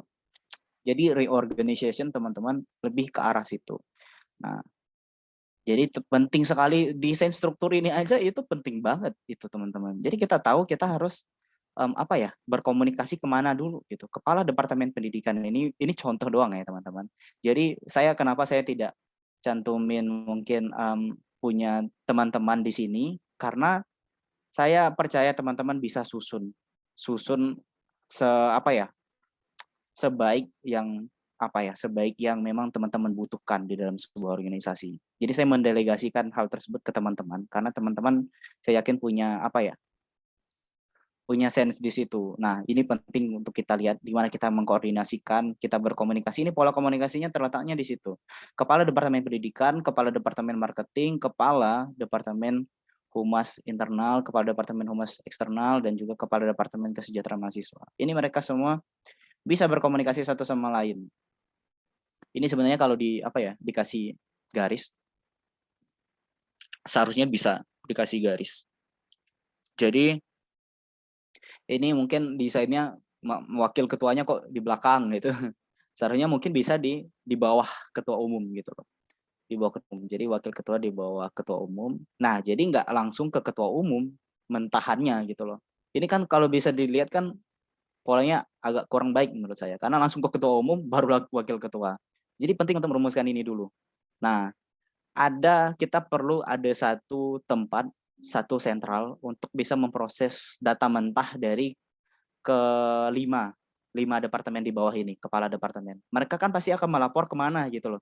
Harus jelas, ini kok ke ketua umum langsung gitu. Jadi wakil ketuanya ngapain gitu. Nah, ini penting sekali teman-teman untuk kita bisa lihat pola komunikasi kemana, sistem komando kita gimana tadi seperti yang saya jelasin di awal. Itu penting dilihat. Jadi kita harus buat secara struktural, itu desain strukturnya harus jelas banget. Kalau nggak jelas, kita nggak tahu kita kemana harus ngelapor, kita kemana harus koordinasi, kita kemana harus rapat, dan segala macam gitu. Bendahara, sekretaris, saling terhubung gitu, saling terhubung. Ini bisa seperti ini. Tapi mungkin wakil ketua ini, apakah dia sampingan, apakah dia tempat sampah, kita nggak tahu gitu. Kok diletakin di kanan segala macam, itu punya harus alasan yang jelas. Penasehat, pembina. Nah, di sini ada prosesnya, ada penasehat, itu bisa kayak Oke, kita akan buat planning ini di bulan ini. Kita akan koordinasikan ke penasehat dulu deh. Ketika udah sampai ke wakil ketua, udah diproses, ke ketua umumnya udah dapat detail dan segala macam, kita masuk ke penasehat. Jadi ketika ketua umum ngomong ke penasehat, itu udah ngomongin soal detailnya. Semua hal sepelintiran kayak rundown acara itu, hal-hal yang seperti itu sudah sampai ke beliau gitu, ke penasehat, lalu ke pembina. Nah, ini ketika organisasi itu di bawah naungan ada naungannya lah di atasnya, yang lebih di atasnya lagi. Tapi kalau kita memang organisasi yang memang tidak ada di cover sama organisasi gede, kita memang harus merumuskan sendiri desain struktur ini. Jadi memang harus ada, kayaknya ketua umumnya memang harus kerja keras banget gitu, menentukan keputusan dan segala macam, dibantu oleh wakil ketua. Mungkin itulah kenapa saya lihat tadi ada 2 wakil, mungkin alasannya mungkin seperti itu, karena organisasi ini bergerak secara mahasiswa doang gitu kan, tidak ada yang mengcover dan segala macam, entah itu dari segi dana dan segala macam, tidak ada yang mengcover. Nggak tahu istilahnya kita bisa gerak sendiri lah, nggak ada penasehat ataupun pembinanya gitu. Nah, itu memang akan lebih susah, tapi walaupun lebih susah bukan berarti tidak mungkin gitu. Tetapi justru disitulah kita bisa belajar mulai dari nol banget ternyata membangun sebuah organisasi nggak gampang gitu Pak. Banyak hal yang harus kita kerjain dan banyak hal yang harus kita lakukan dan banyak hal yang harus kita ubah, perubahan dan segala macam. Restrukturisasi ini sendiri itu tidak satu kali doang, teman-teman. Jadi bisa aja kita dalam triwulan, dalam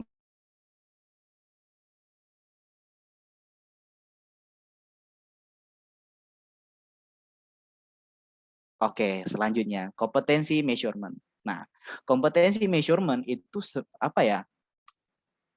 Kalau saya mendefinisikannya adalah bentuk restrukturisasi dengan cara melakukan pengukuran atau pendefinisian ulang terhadap kompetensi yang dibutuhkan oleh apa ya? Orang-orang yang bekerja di situ, orang-orang yang bertanggung jawab di situ. Jadi ini lebih ke arah anajab, analisis jabatan sebenarnya. Oke. Kamu kepala departemen pendidikan, kamu kepala departemen marketing, kamu kepala departemen humas, kamu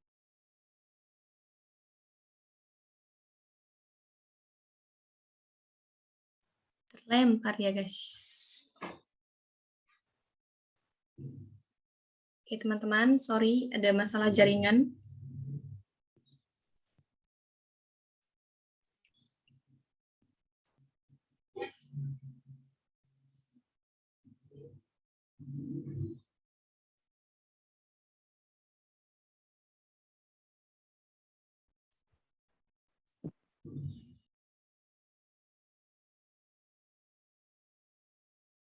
Waduh, maaf teman-teman, saya terlempar ternyata. Apakah saya terlempar atau memang Oh ya, terlempar. Sorry ya teman-teman. Oke. Jadi di apa ya? Tadi kita sudah masuk ke Waduh, apakah ini orang-orang yang sudah tidur semua? Oke, di kompetensi measurement itu sendiri lebih ke analisis jabatan. Jadi di mana kita memang apa ya? Mendefinisikan setiap tugas dan tanggung jawab dan juga prasyarat yang harus dipenuhi di dalam sebuah organisasi. Oke, misalnya kepala departemen marketing. Nggak mungkin kita tempatin orang yang menjadi kepala departemen marketing nggak tahu apa-apa soal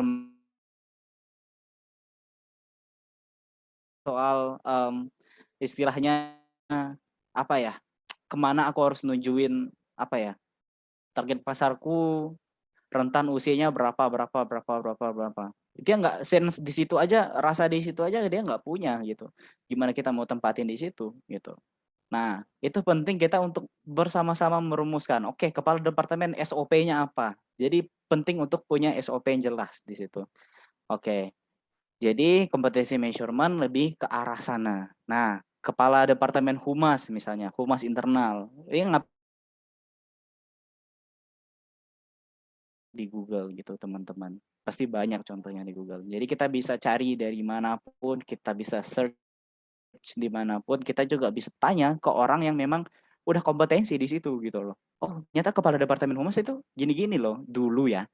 Dulu aku tuh gini loh. Aku menghubungi pihak-pihak ini, aku menghubungi pihak-pihak ini. Oh, oke.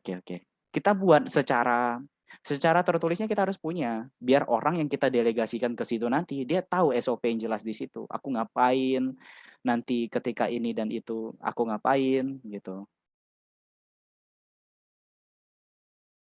Teman-teman. Halo, Farida. Apakah suaraku masih jelas? Ya, Sinyalku. aman. Barusan aman. Ada. Sinyalku ini seperti.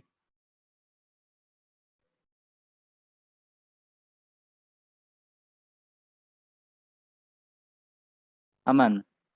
Yang tadi hilang, hilang ditelan bumi. Hilang sedikit. Aduh, sinyalku parah sekali ini. Mohon maaf, materi kita lagi di pedalaman ya.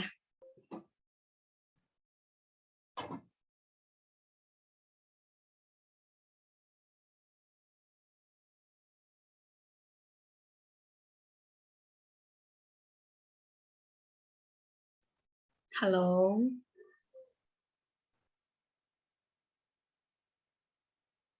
Apakah Kak Yosi terlempar lagi?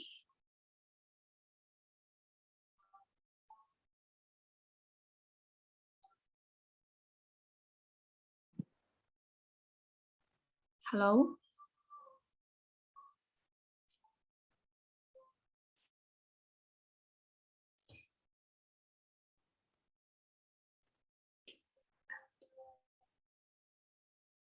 Oke, dia terampil lagi ya teman-teman ya. Tinggal sedikit lagi untuk sesi 2, nanti kita akan lanjut ke halo? Apakah aman? Kayaknya tidak. Halo, gimana? Oke. Apakah suara saya terdengar jelas? Sekarang iya, tadi enggak, tadi hilang. Oh, tadi hilang. Sampai mana tadi saya ngomong? Sampai sampai apa tadi ya? Oke. Udah belum saya jelasin soal SOP yang jelas. Itu. Iya sih diri. Oke.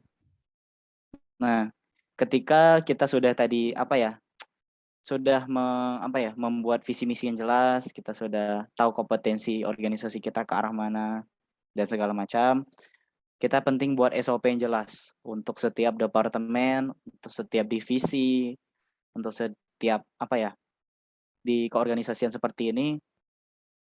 Oke, cukup Mbak, 2 menit lagi cukup kok. Oke.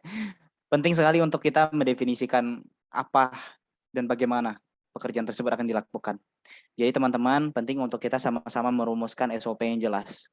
Untuk teman-teman yang misalnya di Departemen Humas, untuk di Departemen Kesejahteraan Mahasiswa, itu harus ada SOP yang jelas banget gitu. Jadi, selain juga SOP yang jelas, kita juga harus punya yang kedua prasyarat. Syarat untuk bisa di situ ngapain sih gitu. Oke.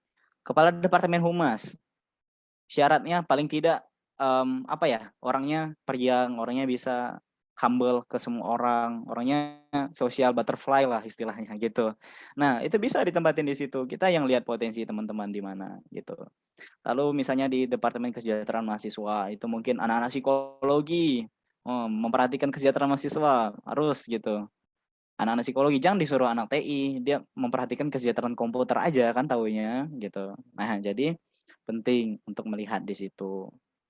Kita punya SOP yang jelas dan juga kita bisa tahu syarat orang tersebut bisa ditempatin di situ apa sih syaratnya gitu. Kita juga harus rumusin hal tersebut.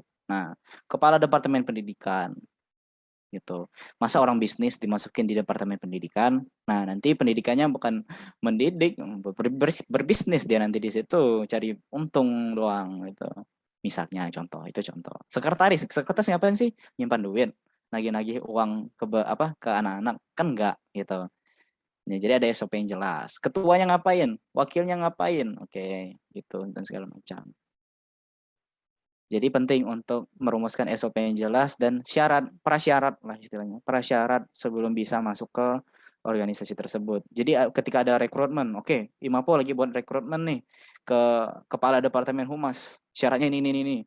Harus lampirin CV. Wis, kan keren gitu kan. Jadi organisasi kita bisa berjalan dengan responsibility yang tinggi karena orang tersebut udah punya niat sampai buat CV kan, sampai kirim ke email, ada personalianya lagi gitu. Nggak apa-apa seprofesional itu kita di dalam organisasi. Karena menurutku juga penting supaya organisasi bisa berjalan dengan baik gitu. Walaupun di dalam mahasiswa kita juga pasti belajar, harus belajar banyak hal. Begitu teman-teman, mungkin sampai segitu aja yang bisa saya sampaikan. Kurang lebihnya saya mohon maaf. Jika ada kata-kata saya yang kurang berkenan di hati teman-teman, saya juga memohon maaf dan kiranya ada teguran dari teman-teman. Ya, seperti itulah teman-teman. Terima kasih. Saya kembalikan kepada Mas Farida. Oke, terima kasih. Mbak Farida. Kak Yosiandri, luar biasa banget sih materinya 2 sesi ini. Sampai nggak kerasa udah jam 11 ya teman-teman ya. Keren banget nih. Aku yang memang yang bukan dari anggota IMAPO, jadi kayak mendapatkan sesuatu yang baru juga buat organisasi yang mungkin aku ambil saat ini. Keren-keren. Dan kita langsung saja ya Kak. Kita langsung masuk ke sesi Q&A. Buat teman-teman mungkin yang kepo, yang ingin tanya-tanya, bukan mengenai pribadinya kakak pemateri sih. Kita bertanya mengenai apa materi yang sudah disampaikan, mengenai materi yang sudah disampaikan oleh Kak Yosiandri, ataupun yang lagi terjadi di IMAPO boleh ditanyakan. Silakan. Buat Kak Laila, Lailatul, Reza Sofri anggota aku nih. Kak Barul, Mbak Soim, Kak Ahmad Erlangga, Mas Purnomo, dan Mas Yapsam. Silakan. Yuk. Saya mau tanya nih ya. Ya, Gini, silakan Mbak. di IMAPO ini terkendala kan anggotanya kan ada yang kuliah di luar Pasuruan dan jadinya itu kan kayak ngekos gitu ya. Nah, ngekos jadinya untuk kegiatan IMAPO per minggunya ini kadang mereka tidak bisa datang. Nah, kayak juga ada alasan mereka yang hanya ikut organisasi ini melu-melu tok. Nah, itu loh. Tidak atas keinginan sendiri itu ikut organisasi. Jadi, agak susah juga misalkan, mau ada kegiatan kita yang kayak yang sudah niat banget gitu, susah juga untuk harus ngoprak-ngoprak yang lainnya ini. Nah, untuk tanggapan Kakak gimana sih menurut, Kakak kalau misal ada yang kayak gini dalam satu organisasi itu?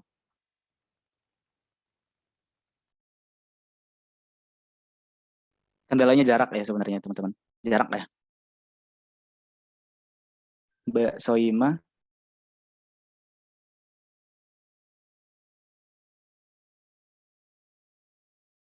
halo, supaya bisa berinteraksi aja sih.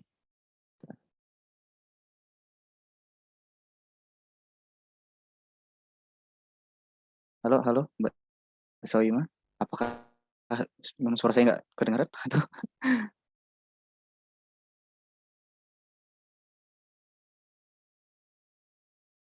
Oke. Jawaban saya sebenarnya agak ngeselin. Jawaban saya nanti pasti agak ngeselin karena tergantung. Tergantung pada yang bergantung. Jadi kenapa saya bilang tergantung? Kita dalam organisasi, saya nggak tahu detailnya teman-teman punya agenda apa per tahun, tapi even kayak kita punya satu kegiatan yang mau kita laksanakan di dalam satu kurun waktu, dan kita punya rutinitas kegiatan apa, kita harus lihat priority kita di mana gitu. Prioritinya maksudnya lebih ke arah even kita mau adain satu acara gitu. Kita mau adain sosialisasi ke tempat A gitu. Ke tempat A. Nah, ketika kita mau adain acara tersebut, kira-kira nih orang-orang ini bakal bisa ngumpul nggak?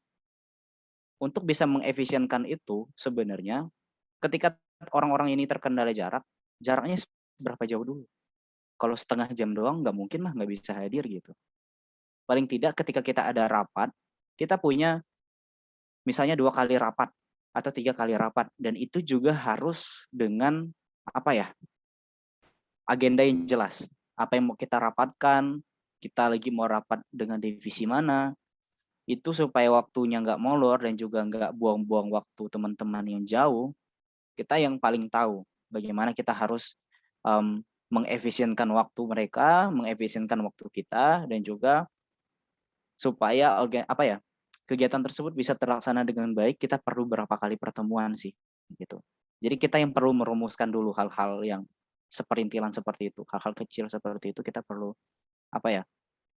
perlu perhitungkan banget gitu loh. Jangan sampai ketika rapat kita buang waktu 3 jam cuman kita ngeluh tok gitu di situ. Ngeluh tok soal apa yang bakal terjadi gitu. Padahal belum aja dilakuin gitu loh. Nah, pembagian tugas dan segala macam, panitianya siapa aja, udah ditentuin. Kalau kita bisa nentuin orang-orangnya, kita bisa komunikasi secara online aja, nentuin orang-orangnya dulu, ya udah kita tentuin secara online aja gitu. Kita Zoom seperti ini, kita komunikasikan, oh kamu bagian ini ya nanti gitu. Orangnya bilang oke, siap gitu. Nah, nanti kita ketika ada pertemuan pentingnya, nah baru kita bisa harus face to face. Pasti ada beberapa hal kita harus face to face toh ngomong. Nah, itu penting kita untuk melihat ke arah sana gitu. Ketika kegiatan ini ternyata kita butuhnya face to face. Panitianya harus face to face supaya koordinasinya bagus ketika nanti acara gitu.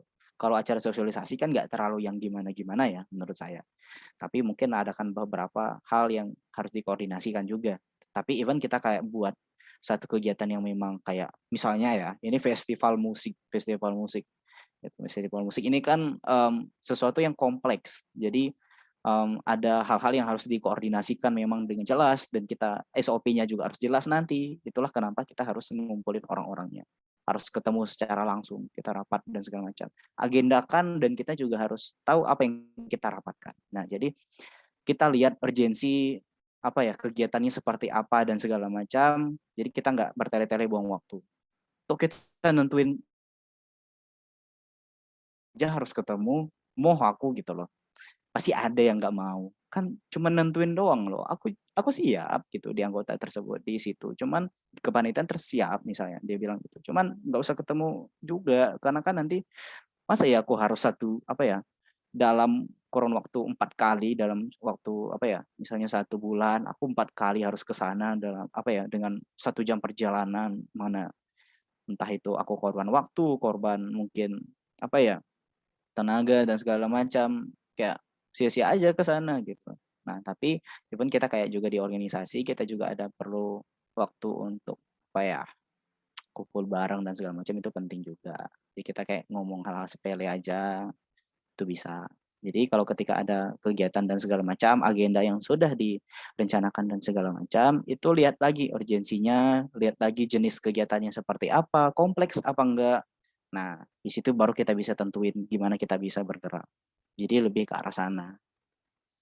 Tuh, kecuali udah luar pulau ya, mungkin harus pakai pesawat. Ya, kita sesuaiin aja orangnya mungkin di seksi publikasi aja gitu. Nggak mungkin dia harus terbang ke sini gitu. Kita bisa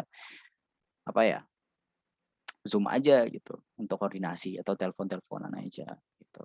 Beda sama yang event kayak acara harus di tempat gitu loh. Acara-acara gede gitu.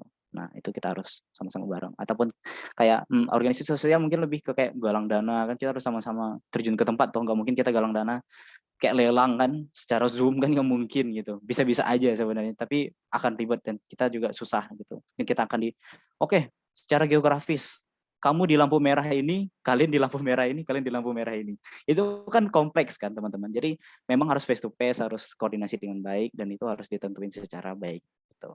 Nah, jadi lihat case-nya gimana dulu, agenda kegiatannya seperti apa dulu, kompleks apa tidak. Jadi kenapa saya bilang tergantung? Ya, banyak hal yang harus dipertimbangkan, hal seperti itu. Begitu Mbak Soima.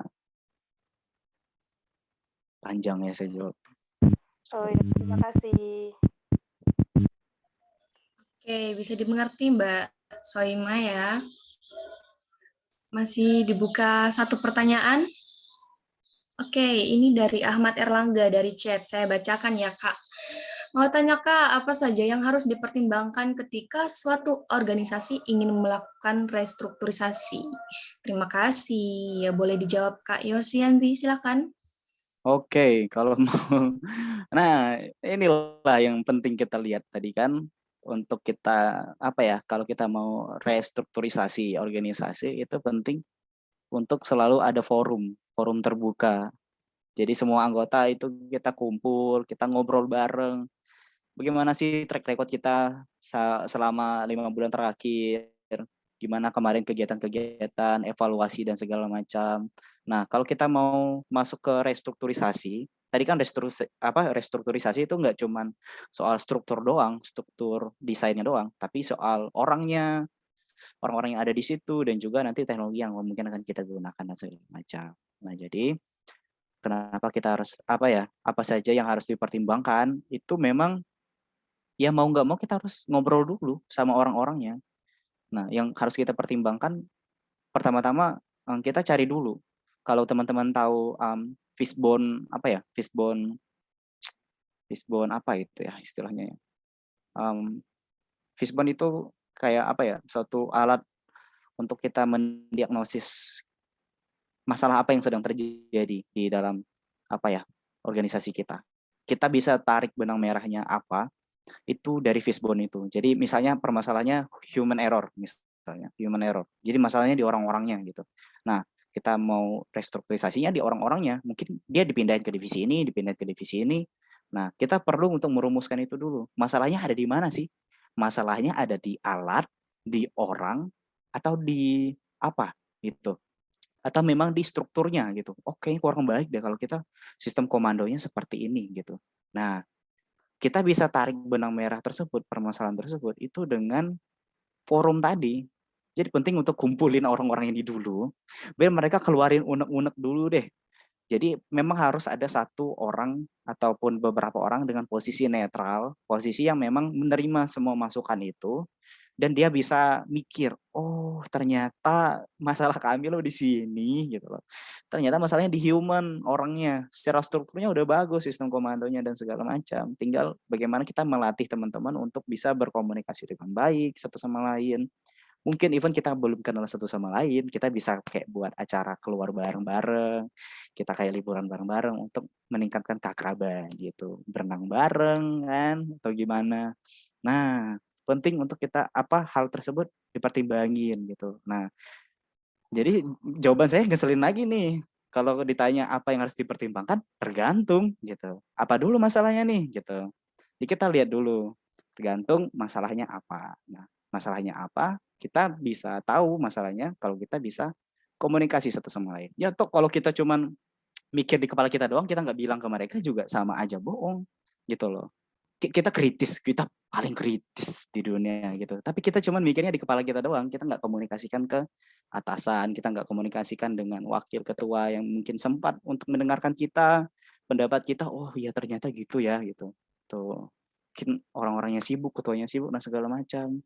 Pas ada waktu, nggak apa-apa komunikasikan gitu, bicara langsung. Seperti saya bilang komunikasi yang efektif. Jadi penting di situ biar organisasi bisa berjalan, kita nggak boleh mingkem, nggak boleh diem satu sama lain, kayak diem-dieman, kayak kayak orang lagi musuhan, kayak orang lagi nggak pedulian, nggak bodoh amat yang gimana gitu. Katanya satu organisasi, satu visi, satu tujuan. Nah, pentingnya di situ komunikasi dulu. Nah, gitu teman-teman. Untuk Mas Ahmad Erlangga, mungkin Oke, ada bisa tanggapan. dipahami. Silakan Mas Ahmad Erlangga Pratama. Bisa dipahami atau ada tanggapan? Nampaknya bisa dipahami sih ini. Atau masih menyerapi job. Baik, terima kasih sudah cukup jelas dan bisa dipahami. Oke, pertanyaannya sesi Q&A-nya sudah habis ya teman-teman. Kita sudah di penghujung acara, sungguh luar biasa banget, udah sampai jam 11.18. Kita masih bertahan dengan 11.000 orang di sini. Keren. Semuanya masih pada tersadar atau sudah mengantuk? Silakan menikmati hidangan di tempat masing-masing.